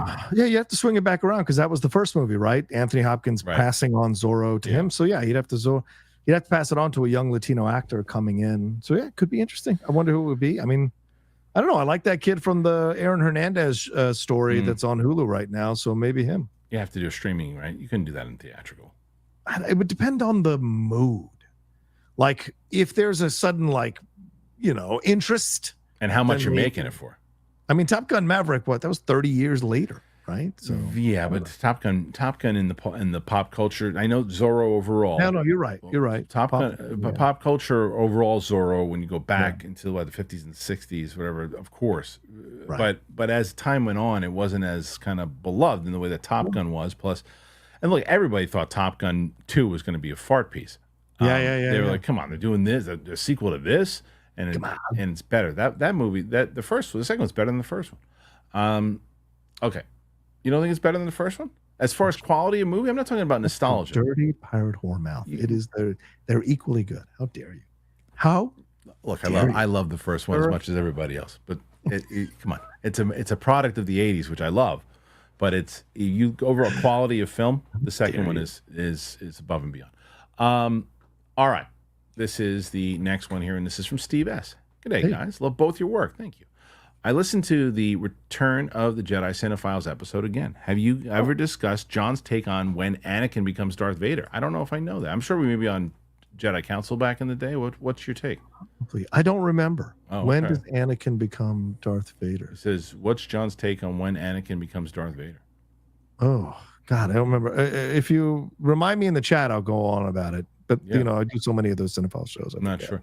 Well, speaking of which, before we move on, John, I didn't get a chance to. Why don't you tell people what's going on with your channel? Yeah, you can head on over to my channel, youtube.com/John Rocha Says. That is the Outlaw Nation. It will be the John Rocha channel very soon, but that is the channel. We do trailer reactions. My Thunderbolts one is up now. We do reviews. Of course, we have great shows like the Hot Mic with Jeff Snyder. Tune in to see if you'll be even more naked this week. We have the Jedi Way, which we just dropped our new episode talking about all the big Star Wars news over the last week with Kevin Smith and Laura Kelly. Spill the Tequila with Winston. We're probably going to get into the P. Diddy stuff, which is getting out of control at some point this week. And, of course, the Geek Buddies. We've been reviewing Agatha, Penguin, and doing our main show as well. So a lot of stuff happening there. And podcast-wise, the Cinephiles, that is out there for you all to enjoy. We break down one great film every week. We just started on 1982's The Verdict with Paul Newman from director Sidney Lumet, a classic 1980s film that people don't talk about enough. So come and check it out there. All right, go check it out. Okay, so here is the Carlton Rudder. What's up, Carlton? London Carlton. Hey, buddy. Saw a 10-year anniversary of Interstellar last night. Wow, 10 years it's been for that movie? Really? Yeah. 2014 is when that movie came out? Wow. Just gray hair. Just wow. I saw it in IMAX with my son as it's his favorite film. Amazing to see the wonder in his eyes. That's pretty awesome. And even crazier to think that it's been 10 years, that movie, which makes sense when you look into it. But I'm telling you, man, from like the 2020 until 2023 is just such a blur. And it took away so many years. Like I remember, like I was just talking about this with my wife. Like it was like my oldest was in the second grade when the lockdown and all that stuff happened. And when we came out of it, she was like almost like a teenager already. And it was crazy to where it's like just like that. I don't know. It was bizarre. It's almost like we blipped as a society. I know, for real. 100%. 100%. Okay, next one. We're 52 questions, John. I'm impressed with you each and every week. Dennis Hoffman took the family to Transfomers One. My kids and even my wife loved it. Tough year for Hemsworth. Okay. Love Furiosa and Transformers One. Hope his Matthew Vaughn film crushes. I didn't know he was doing a film with Matthew Vaughn. But yeah, it's weird. Like, it just goes to show everybody loves Chris Hemsworth, but it's just the movie star does nothing for film if both people of don't those want to see films it. are underperforming. I know. And both. I love both of those movies. Both of them. I know, me too. Yeah. All right. One. Hank Pym, most improved actor. I'd pick Channing Tatum. I would pick Josh Hartnett. I think that was one I think that when he was younger, you said, oh, this guy's just getting roles because of his looks. He's great. I didn't like that stupid trap movie, but he was really good in it. Yeah. I would say Jennifer Connelly has always been my kind of most improved. I thought she was pretty throwaway in the 80s and 90s. How dare you? And then she made some turn. Same thing with Basinger. I thought Basinger was terrible. Wow. I didn't like her in Batman. I didn't like her in most of the movies. And then LA Confidential, and I was like, she's so good in that. This is an actress. She's so good in that. Wow. Okay. Well, I don't agree with any of that. All right, let's see. Roman Fedorak. Not thinking with the right head. Good. Yeah. No, I'm telling you, they're both attractive, but both great actors. Great. Next thing you're gonna say is Florence Pugh's better looking than Julia Roberts. Roman Fedorak. Hey guys, what's your least favorite film of the year so far? Definitely Madame Web for me. Some of the choices in that film are just baffling. Yeah. That's pretty bad. Borderlands was pretty bad. I'm trying to think. What did I think? I saw something that stinks. I can't remember. What was it? Something that was just terrible. Hey, look. I try to avoid bad movies nowadays. Yeah, I don't. I mean, this is not in the bad category at all. People were raving about Longlegs. I thought the first 2 acts of Longlegs were really, really good. I didn't like the last act of it. What else? I'm sure there's other ones. Unfrosted was pretty terrible. Didn't see it. Mean Girls was pretty terrible. I didn't mind it because I saw it with my oldest. Well, that's fair. Yeah. Those Rebel Moon films. Even you liked the first one, you said. No, I thought it was fine, but like when they did the director's cuts, they were somehow worse. I can't believe you watched all of that. I still have only seen like You're working through Napoleon. Don't give me crap. Good point. All right. Napoleon was another one that was supremely that was last year though. That was last. Oh, it was? Oh, yeah, that's God. It's been a year since. I know. I don't know. I have to go through the list. Roman Fedora. Hey, again, for whatever reason, I've just been wondering over and over why the Acolyte why it cost as much as it did. The only thing I could think about is maybe COVID protocols, depending on when it was shot. What do you think? Well, there's only so much. Even if you put 10 or 15 million into it, that's still $160 million more than it should have been. I think that what happens is producer fees. I think that there's budgets with locations. I think that whether it's what they're doing with flights, what they're doing with the amount of crew, that crew probably could have been shorter than it was. Probably was a really extended crew. It was a really big cast. So yeah, I don't know, man. Yeah, everything Kristian said. Oh, okay, good. Thanks, man. I don't know what to say. I mean, I don't know. You'd have to. What do you think? What would you think? Nothing radiates 180 million off the screen. Right. So I'm as perplexed as you are. Yeah, me too. All right. So Kenneth Colton, as I celebrate my 41st birthday today, I look back at all the great content you guys have delivered over the years. Thank you, Kenneth. I salute you, gentlemen, for all the great times. Here's to the future. That is very nice and very kind, and I really appreciate that. Thank you. That was nice. Benny, did you see the Megalopolis trailer? Thoughts? I could never imagine that I would be saying the following statement here, John. I have a screening. It's either today or tomorrow. I'm pretty sure it's tomorrow's screening for Saturday night, or maybe no, it's today for a Wild Robot. I was also offered to see Megalopolis tonight. I chose the Wild Robot. In what world would I ever be telling myself that I was going to choose nothing against animated films, an animated film over a Francis Ford Coppola movie? Yeah. I want to see the movie. I'm not super excited about it. I've not seen the trailer though. Wow. Well, I'm glad you said something because I have double booked myself tonight. Okay. Because I have Megalopolis at 5:30. What are you choosing? Isn't that crazy that you don't know? I might skip out on both, to be honest, and then see them like at my local theater here because it's only old people who show up at my theater here, which is nice. You fit in. Quiet. Yeah. It's great. Yeah. So I might skip out on both because I like the experience of seeing it without all these people around me, But I'm giving away 5. By the way, I'm posting this up later on Instagram. I'm giving away 5 pairs of tickets to Megalopolis. So if anybody wants to go, I will be putting a post up soon, and maybe I'll pick you, and you'll get to go for free if you want. I don't know. Well, there you go. It's not tracking well, bro. No, it's not. Benny, would you guys like to see a live-action Clone Wars film with a Saving Private Ryan tone, directed by someone who gets Star Wars and war films? I mean, in Fantasyland, sure. No, I mean, because they're never going to make a movie with the Saving Private Ryan tone, and even if they go a little darker. I think there's a novel by Alexander Freed, which was based off the video games with Battlefront, which was essentially Band of Brothers in the Star Wars world, which was fantastic. I'd love to see whether it's a Disney. Another thing I don't understand why they do it. Why they if they're going to spend $180 million on a subpar series, why not just spend $100 million on a made for streaming Star Wars movie? You know what I mean? Like if you can spend, I'm going to give you $100 million, make a movie, make a 2-hour movie for $100 million bucks. Make streaming movies if you're going to throw away that kind of cash. Yeah. So I don't know. I don't necessarily think. I mean, there's a rumor that Filoni wanted to do it because there was the hype behind the Anakin and Ahsoka stuff that was going on in the flashbacks of Ahsoka. But I mean, I'd be interested. I liked that scene. I'd be lying if I didn't say that I liked that scene. I liked seeing them in the Clone Wars. But would you want to see that? I mean, I would want to see it, but like you said, I mean, it's Fantasyland. There's no way they would do it. They'd have to rebuild into some reason for telling that story as a feature film. And it's one of these reasons why it's a shame Apple doesn't own Disney, because Apple would totally do that because they spend so much money on their movies and don't care if they do well in the box office. Yeah. So we could have gotten that for sure. The great Tim Sim. At this point, Star Wars news is mostly bad news, and it sucks. It's unfortunate. Personally, I feel more terrible to discuss it with y'all as I love Star Wars then and now. I'll wait and see I'll wait and see for me on what happens next, but I won't keep you all from discussing it. I mean, I think that's totally fair. It's like, look, you're an Astros fan. You get it. But it's like the Astros to me are terrible. I hate them. They're cheating rats.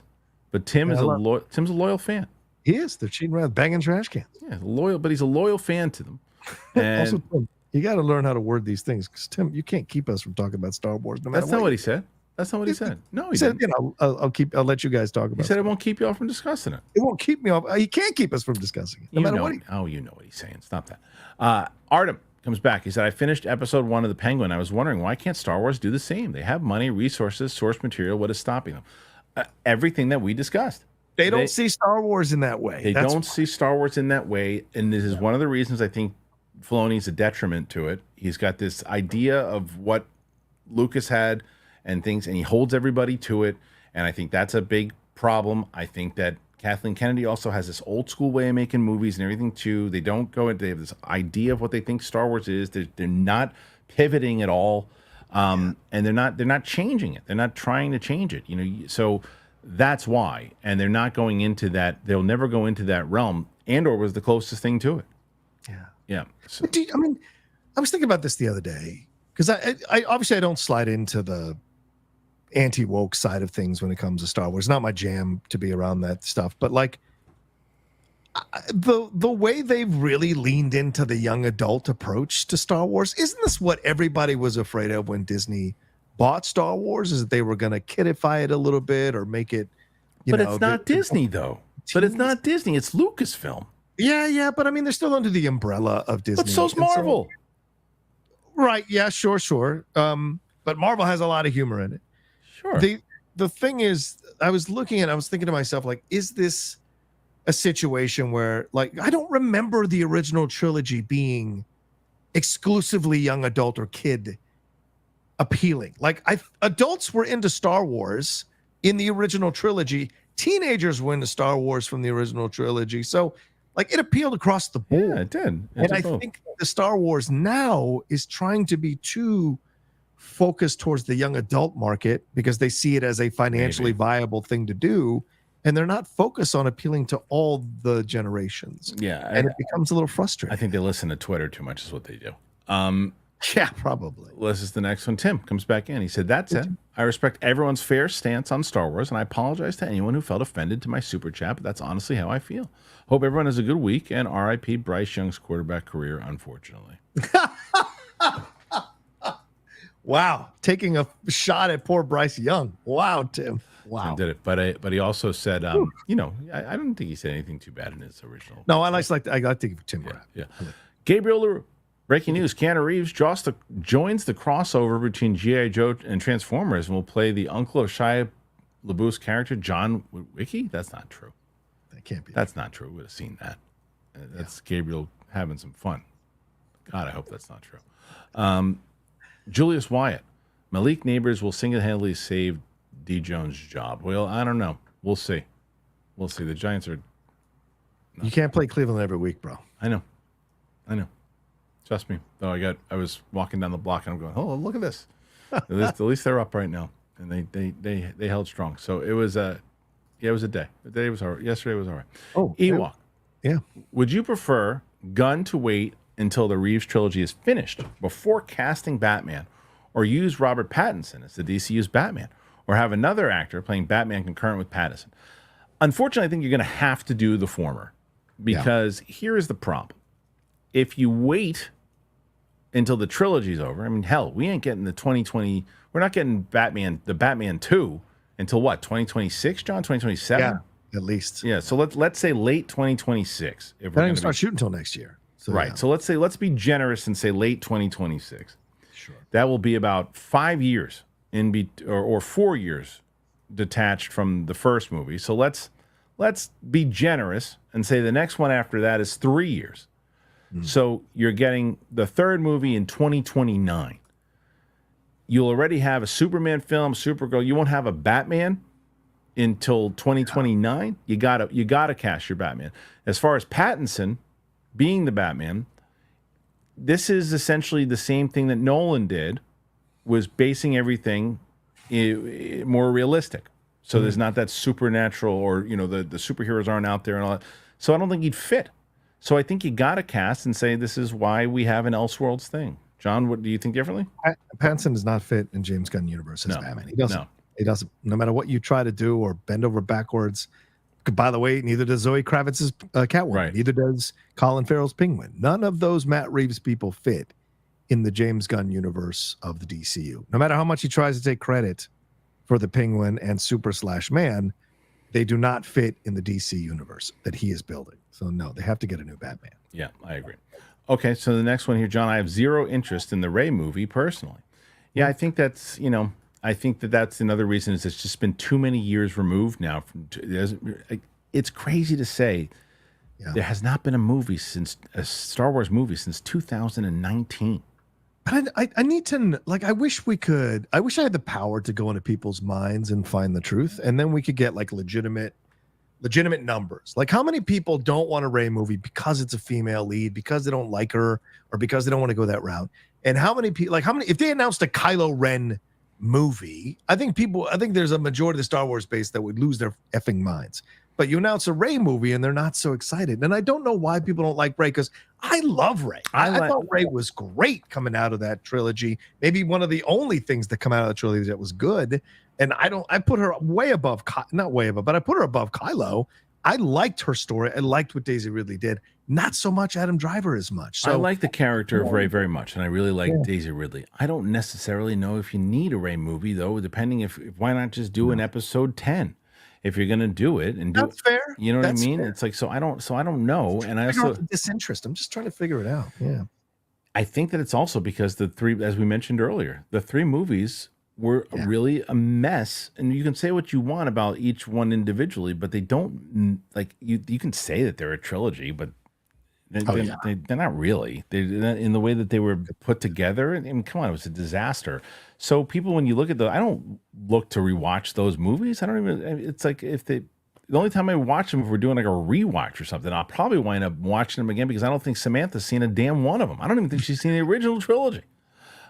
So that's the type of stuff that I'll be like, I'll power through it and it'll be fine. But like I said, I liked The Force Awakens very much when I saw it in the theater. But the problem with that movie is what comes next, and it's nothing. So I think that's, I don't know. I think scrapping a Rey movie, putting Rey in a movie, but a full-on movie, and I really don't think Chinoy is the way to go. And I don't think she's going to be directing it. I think less and less that possibility less and less is the possibility that she will direct that movie. I don't think she's going to address it. Mad Sinister McCall, Beth Snyder off sick. She has an ungrown toenail. Oh, poor Beth. Oh, she's okay. But that was some outfit that Jeff Snyder had on. I'll tell you that. Oh my God! I'm telling you, I told Kristian was texting me about it, and I said it's like holding a live bomb every show and hoping it doesn't blow up before you finish the show. I thought he was going to start. I thought he was like JT was going to come out with him. They can start answering questions. He was dressed like he was in a Patriots match. Right. Yeah. Dev McLean. Why won't they sell to Apple? I just think that they feel like there's just too much money to be made with Star Wars, and they won't sell it. I think that it would be the best thing possible for them to sell to Apple, but they won't do it. They won't do it. You're admitting defeat. Yeah. If they sell to Apple, they're admitting defeat, and Disney doesn't. The mouse does not like to admit defeat. And the other problem with that is you'd have to also sell you're selling everything. You're selling the stuff away from Disneyland. You're selling all the stuff that you're selling. You're selling everything away from it. Like if it's Apple, then all the Star Wars stuff comes out of Disneyland. All the stuff comes out of Disney World. Some of the merch, like all that stuff. So there's a lot to it, I don't know. Josh Needle. I love Rey and Daisy Ridley, but this movie is never happening, nor should it. I've defended Kathleen Kennedy for years, but it is time. Star Wars needs someone new. And I think more and more people, like you said earlier, John, are starting to do the same. And that's when there's a problem. When in the beginning, when everyone's just, oh, she's a woman, get rid of her.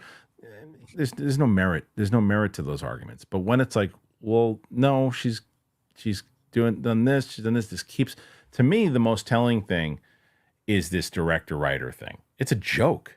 Yeah. It's a joke. When that keeps happening, I remember when I was at Silver, if one director left a project, the executive, they would look at him, the executive on the project, what's happening? How we lose them? Yeah. Every project, the person at the top is losing these people. Yeah. It is a joke. She's got to have photos of Bob Iger doing stuff with cucumbers. Yeah. Because what is happening? And I want to make that clear. Like those of us who've come to this place, I hope you know our history, because it took a while for us to come. We weren't these people jumping in, immediately hating her, as Kristian said, just because she's a woman or wanted to tell female-led stories. I'm all in support of that. But as fair-minded people, as we usually are, like, you look at the track record, as you said, and you look and analyze track record and you go, it's not working. And that's an honest analysis that has nothing to do with sexism. It's absolutely looking at the team. fact that it's just not working. Just looking and at if the a team. dude was leading it, I would be saying the same thing. Well, speaking of dude, I have to tell you that I have a great, absolutely great text from my wife. Okay. My dog's name is Dude. Yeah. She wrote, "Dude just shit onto his own feet while pissing on a tree. What is wrong with this dog?" How old is this dog? 3. Oh my God, 3. Yikes. Shits on his own feet while pissing on a tree. Clean it up, Ma. Unbelievable. Take this. Unbelievable. And clean my feet. Okay, here we go. Joey Pedros, not giving Cameron Monaghan a Star Wars series a mistake. They were supposed to. And that fell through too. The game sold well and are loved. Why not let that team take a shot at live action? That's, again, a Filoni thing. Filoni will not let that team in. There's no way. There's no way he'll let that team in. No, because he's... Anyway. Dylan Neal, have you checked out the Lord of the Rings War from Rohirrim trailer? I didn't know there was a trailer. I thought there was a poster. It looks really interesting. Lord of the Rings given an anime treatment. Peter Jackson is producing. Well, that's interesting. I didn't see the trailer. Did they drop the trailer just now or something? I don't think so. I thought there was only just the one trailer. I thought there was just okay. Was there one from the other day? How was the trailer? Was it good, or you don't care? Oh yeah, no, I liked the trailer and the style for sure. You just don't think it'll do very well. Yeah, because I saw so many people commenting, going, "What is this?" Like they were saying, "Why would you put the Japanese anime style on a Middle Earth movie?" Look, I get it. For those of us who love that stuff, it's cool and we love it. But again, you're trying to get the mainstream casual fans in the theater, and how many of them are like, "Oh, Japanese manga style of animation? Let me get on it to see this from Middle Earth." It's two completely different styles slamming into themselves, and I don't know that a lot of people are going to see it. So yeah. Okay. I don't have an opinion on it. I haven't seen it, but wait, hold on. Actually, sorry. Let me do this one first. Artem Shaq Rahman. Last time we had a Star Wars movie in the theater was 5 years ago, and it seems like leadership still can't come up with a good script. It'll be 7 years by the time they actually put Mandalorian and Grogu in there. It's time to let Star Wars go, or just put it on hold indefinitely. I disagree with that wholeheartedly. I disagree with that. That's what people say when people go, Star Wars is dead because there's only one team that can handle it. That's so wrong. That's so wrong. In the same way that, like, there are people like that where there's other franchises and other things that, like, have just like, no, you got to let it go. You got to let it go, because the same people are trying to make it over and over and over again, and they don't get it. You're going to get the same stuff. And so, yes, you can go, oh, I don't want to see this anymore. It's over. It's not dead, because if the stuff is there that you love, it's still there. Right. But as long as this team is making it, you're going to keep getting crap like this. But dead? No. They need to get a new team. Yeah. That's it. Derek Johnson, who couldn't be here today, but he puts in a very generous super chat. Can't watch today. Super busy at the end of quarter crap to do. Just love the show and always have a great day. Derek, you're the best. And you've done so much for the show, and I can't thank you enough.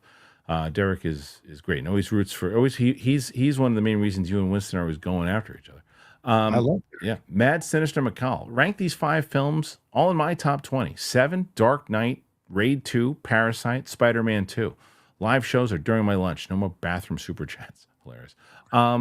Let's see.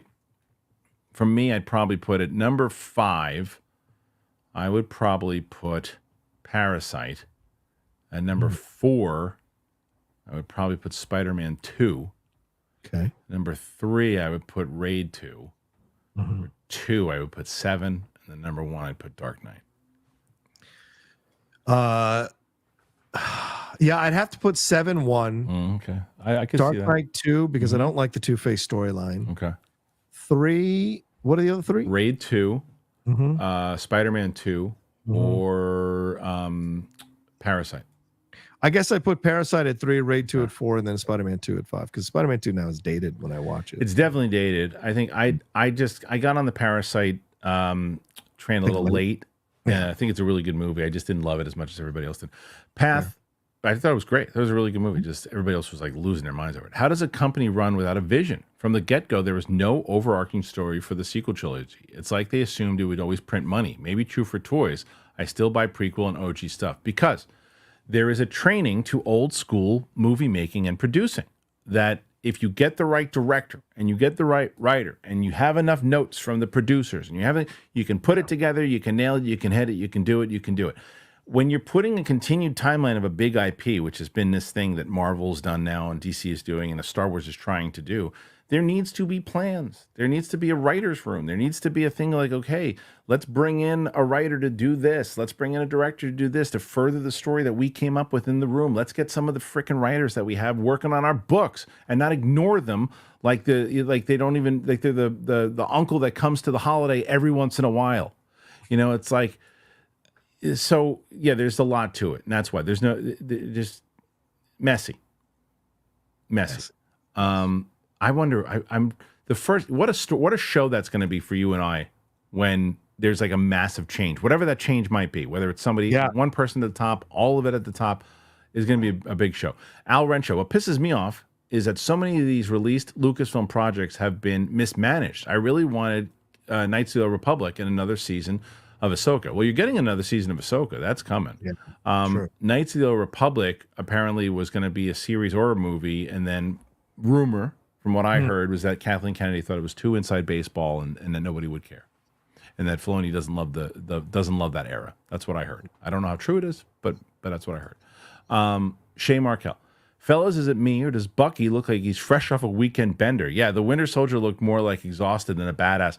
I hope it does well. I liked that element. It looked like he's been out of the game for quite a while. Looks like he gets back into it. I thought it was a bad reveal, though. They show Bucky like 87 times in the trailer. Yeah. And then when he shows up at the end, they're like, is that Bucky? And I'm like, well, yeah, we've seen him a million times. It's not a surprise that he showed up. It would have been like if they didn't show him the whole trailer and then he showed up, like, oh, there he is. It's good commentary. I agree. You're right about that. Yeah. But yeah, what did you think? Do you think he looked like he was going on a bender? Yeah, but I think everyone's supposed to look hangdog and kind of out of place and like at the end of their rope. That's kind of the whole energy of the movie, I think. So that's on purpose. And because they have the elevator scene, they're all together with Bucky. True. That's true. But clearly they're all like in the same mindset. Yeah. Galagos coming straight off the honeymoon. Hey, catching up as I was on the honeymoon. Loved your discussion with Tom. Would love to see him return. He will, for sure. Thank you for the love and the support. Cheers. Yeah, and we were very happy for you and Jen. You guys are great. And congrats to you guys. Another Schmodown lovemaking. Yeah. There you go. Tommy Tom. Probably shouldn't have said it that way, but you know what I'm saying. Tommy Tom. Always great watching. Two of the best. Kristian, wonder if it was a good honeymoon. That happened anyway. Always great watching two of the best. Kristian, wondering if you'd had thoughts on two of your favorites, David Dastmalchian and Joe, being cast as main villains in One Piece Season 2. Correct me if I'm wrong, and I probably should know this myself, but my memory is crap. I feel like I asked David Dastmalchian about it. I interviewed him a couple of months ago, and I feel like I asked him about One Piece. I like both of them. I think they're both perfect for One Piece, and I hope to get them both on to talk about One Piece Season 2. So, nice. Yeah. But yes, I haven't talked about it, and I feel like I might have brought it up to David, but I might not have. I don't know. So this one makes me sad, and I don't know if you guys know about this, but R.I.P. Francisco Lopez says R.I.P. Molly the Wonder Dog. Oh, yeah. My thoughts and prayers go out to Mark and Danny. Yeah, Mark Ellis, one of my best friends in the world, and my co-partner in this for a long time. Molly, who is like his kid. She passed away over the weekend. So if you didn't know, send Ellis some love and shoot him a tweet. He'll appreciate it. All right, Tommy Tom. Don't forget, John, with the Thunderbolts trailer dropping for fun. Wondering what's your favorite. Oh, I didn't forget you, John. Is what he said. With the Thunderbolts trailer dropping for fun. Wondering what's your favorite take, proven right or wrong. I mean, it's so fresh. I have to say, Transfomers One. I was convinced. That it was going to be terrible because of the trailer. Then I was convinced it was just for kids. I was really, really wrong. Yeah. Well, until the film comes out, I'm not officially wrong. So, well, you didn't think May 2024. Right. Okay, so you thought that potentially it was going to not. You still don't think it's going to come out? Well, look. Well, they didn't ever know. I was going to say they never had a Batgirl trailer. They would have had a Batgirl trailer. Then Yeah. The asterisk. Come on, man. Yeah. It's got to mean something. Yeah. No. I don't know. I don't know. You don't remember any ones that you thought? How about the fact that Deadpool and Wolverine wasn't going to hit $1 billion? Remember that? Okay, fine. That one. There you go. Chris Grainer sending a super chat on my day. Thank you, man. Transformers One was my day film. Saw it with the kids and my wife. I'm pretty sure I made all 5 new franchise fans. Best Transformers film yet. Now bring on Red One. Uh-oh. That's the Red One. Is that one with? That's the one. You had me till you lost me. You had me until you lost me. I don't know. I'm hoping it's got a good cast, man. I'm hoping. I know, man. I know. Oh, I would say Agatha all along. I did not expect anything from that. Did you like show, it? And I have really enjoyed the first 2 episodes, or the first few episodes. I was very, very impressed. Did you watch 3 and 4? Yes. Okay. And 4 is when it really starts to take off. Okay. All right. Well, I like the first 2 episodes. I didn't mind it. I don't think it's geared towards us at all. But I think that it is. But I think that it is a good chemistry. I think it is written, and I can say I watched it with my wife, and she wound up loving it, and she had no idea what the hell it was. And I think it is. I think it's tailored to her, and that's great. Knows what it wants to be. Yeah, someone described it to me as it's an art teacher going on an adventure with her favorite art student. And that's a good way to frame it when you watch. Desperate Housewives meets Practical Magic, someone said. Sure. That's a good description. Patty Boy, what's up with Jeff Snyder? Can you call him? I don't think he's picking up his phone right now. No, just fine. Just fine. He's been doing the newsletter all weekend. Oh, okay. I don't know where you guys have been. You guys don't subscribe to his newsletter. You should. He talked about it. He said, like, hey, guys, I'm just getting off Twitter for a while because I'm tired of giving Elon Musk my money when I do engagement because he won't monetize me. And he just pulled himself off of Twitter, but he'll be back. Does that hurt the newsletter, though? Does that hurt the newsletter to get more? I don't know. Jeff and his business sense, I don't know sometimes. Right. But Johnny Venerable, totally bite the bullet and cancel the Ray movie. Lucasfilm should lean into easy wins, a la a Clone Wars live action, a Cal Kestis. What easy wins are you talking? Cal Kestis is not an easy win. It's something I would like to see, but it's not an easy win. Clone Wars is more of an easy win. If you're gonna do, if you got Hayden Christensen, Ewan McGregor, and then back into do it because it's more of like, hey, we're getting desperate, so let's just try to do some stuff. You got a better shot at going with some old favorites there. Yeah.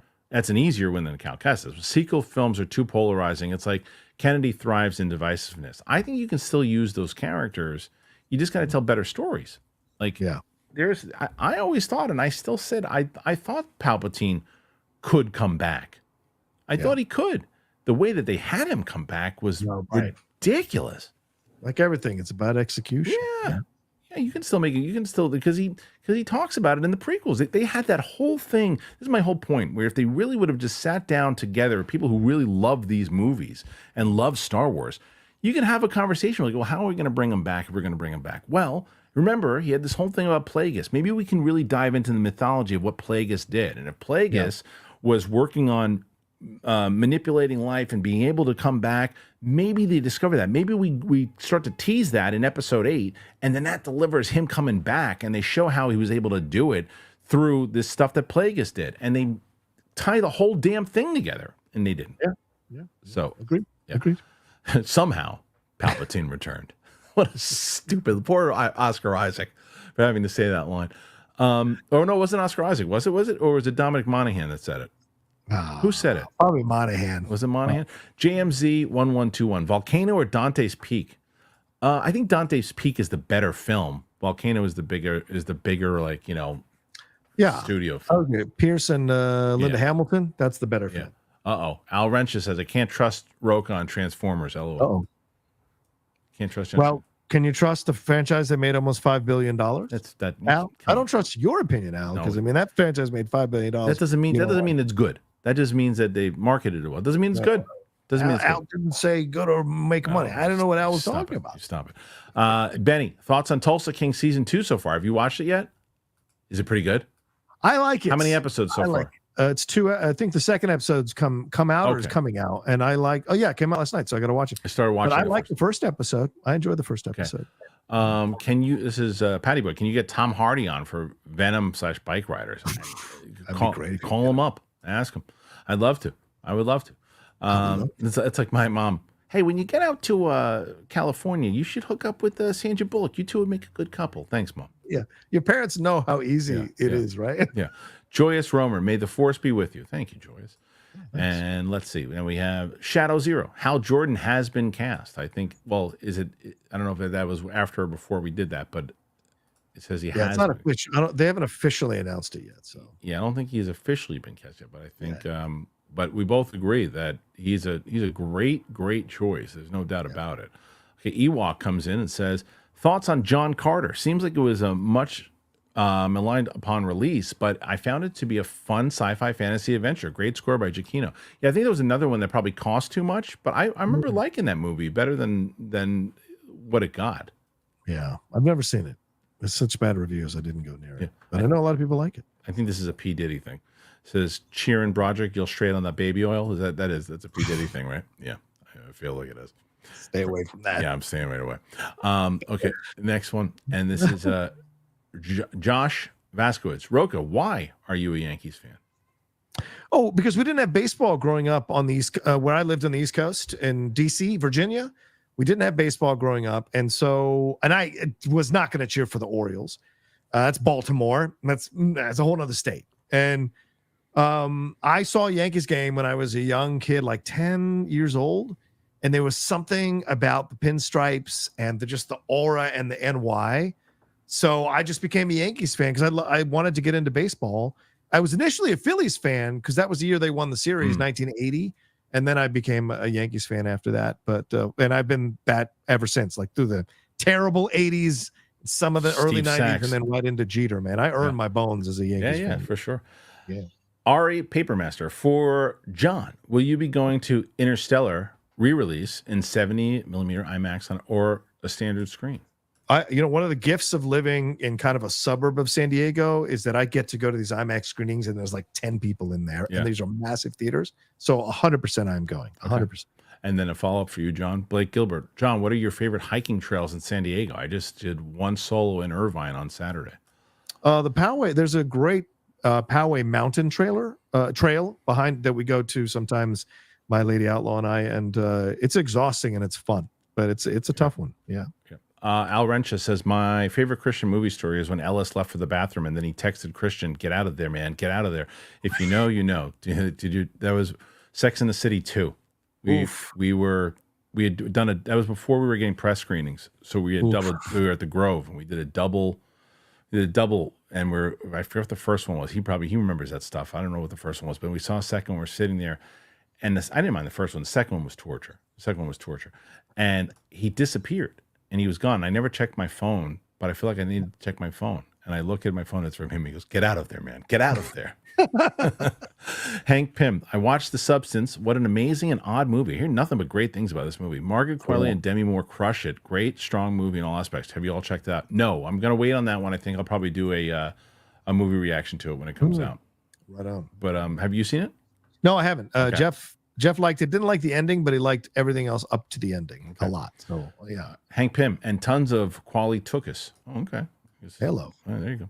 And then Patty Boy coming back in and saying, if you can see a making of a series on a movie like The Offer, I love that. Which would you see? I would go with Barbie or Titanic. Those are good ones. Honestly, since we're talking about it, I'd love to see the sequel trilogy movie. Show me the sequel. Show me what was really going on there. Wow. Right? With the whole George Lucas side of it and everything else too, the JJ and Ryan side of it. Show me that. You have anything? Well, no, nothing exciting. Apocalypse Now. Wouldn't you want to see how Coppola survived that whole madness? Yeah. Because that documentary, Hearts of Darkness, is a good documentary, but to see an actual series on how they did it, I think would be exciting as hell to see. And Citizen Kane, of course, but that's so boring. Yeah, that's a good one. They thought they did the Citizen Kane one with Liev Schreiber. That was a TV movie. You're talking about a series. Series, okay. Chris Greiner, by the way, official announcement, the Hotel Nerd brand, my channel, just my name, I grew out of the moniker. Well, that's great, Chris. And I'm very, very excited for anybody who, look, I just did it. I think John's doing it soon. Aren't you? Are you still doing that or no?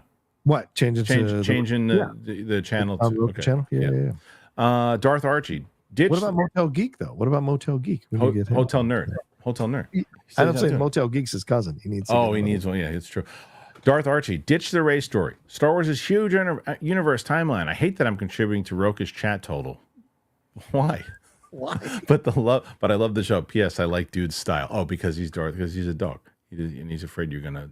Fair point, So, Chiron Broderick, Michael B. Jordan, Ryan Coogler's 2025 vampire film Sinners is rumored to have the first trailer during Joker 2 screenings. Any interest? Yeah, because it's Ryan Coogler, man.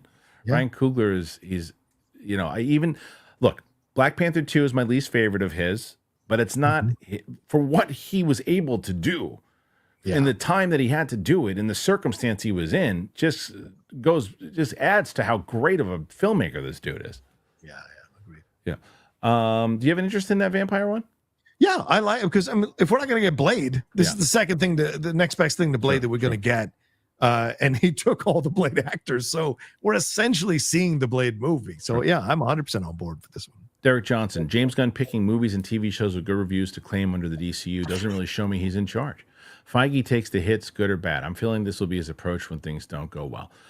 He doesn't have it, but no, he's not able to do that though. Once he's got once he actually has his shows, he's not going to be able to not get away from it.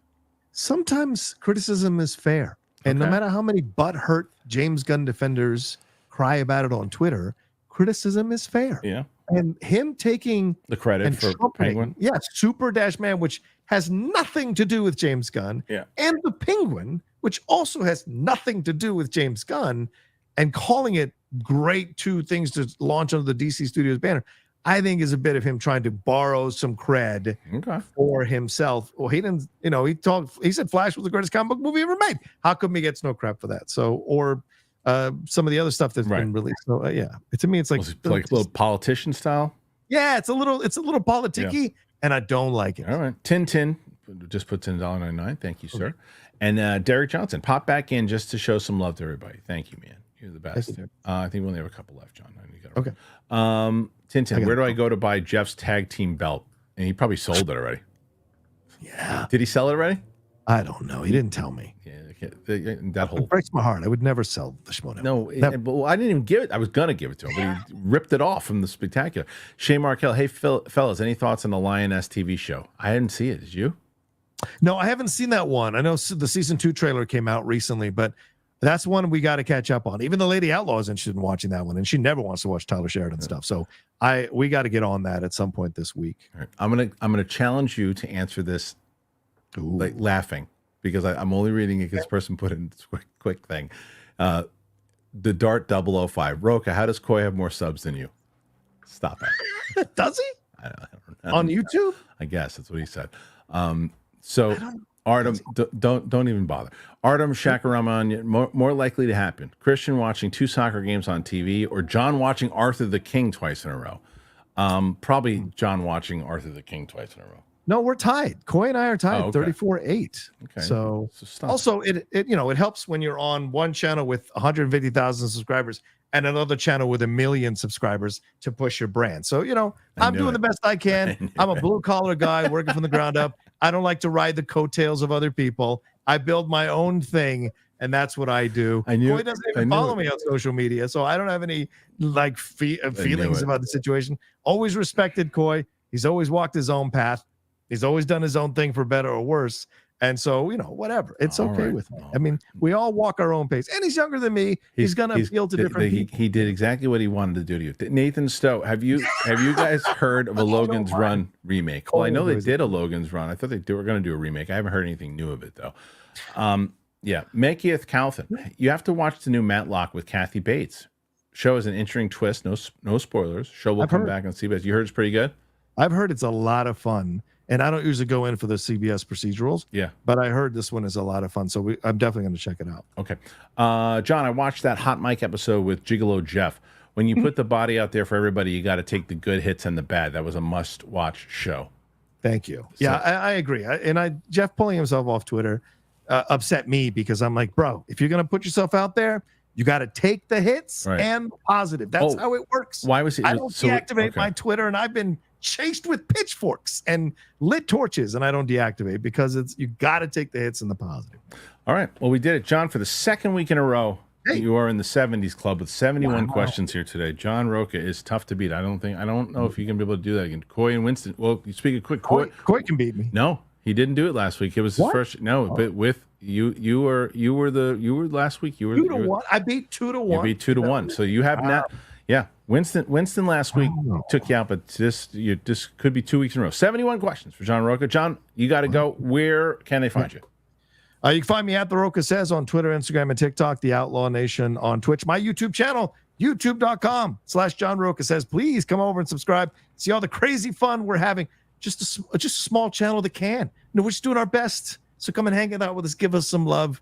We're building how we can. So please come and hang out with us there. All love to Coy. Perfect. And thank you for having me on, Kristian. Appreciate it. And goodbye, everybody. Thanks. Have a good Monday. Bye, everybody. And Shay Markel says it's not groundbreaking, but I enjoyed Lioness. Season 2 is starting in October. It's worth a watch. Lots of fun. Another Taylor Sheridan show. All right, John, get out of here. All right, guys, thank you so much for joining us here today. Thank you for everybody who put in your questions. Thank you for everybody who was in the live chat just hanging out. Thank you for everybody who has contributed to our sponsors and got one of those sponsors. I cannot tell you. That is literally why we are still on the air, is because you guys have been getting those sponsors. So thank you for that. Make sure that you check out, I have my Agatha reactions that I did with my wife. I've got a Logan reaction that's coming up with my friend Sam. I'm also going to be doing the Deadpool movies with Sam. Those are coming up as well. I have an Out of the Theater reaction for The Wild Robot tonight, Saturday night tomorrow. So it's a busy week here, and I'm going to be doing the Penguin reactions by myself at the moment. So thank you so much. I really, really appreciate it for you guys being here and for all the support and for supporting the live show. We'll be back here tomorrow live with myself and Roxy, and I maybe Brett. Not sure. Thanks for being here. We'll see you on the flip side, everybody. Appreciate you very much. Bye-bye.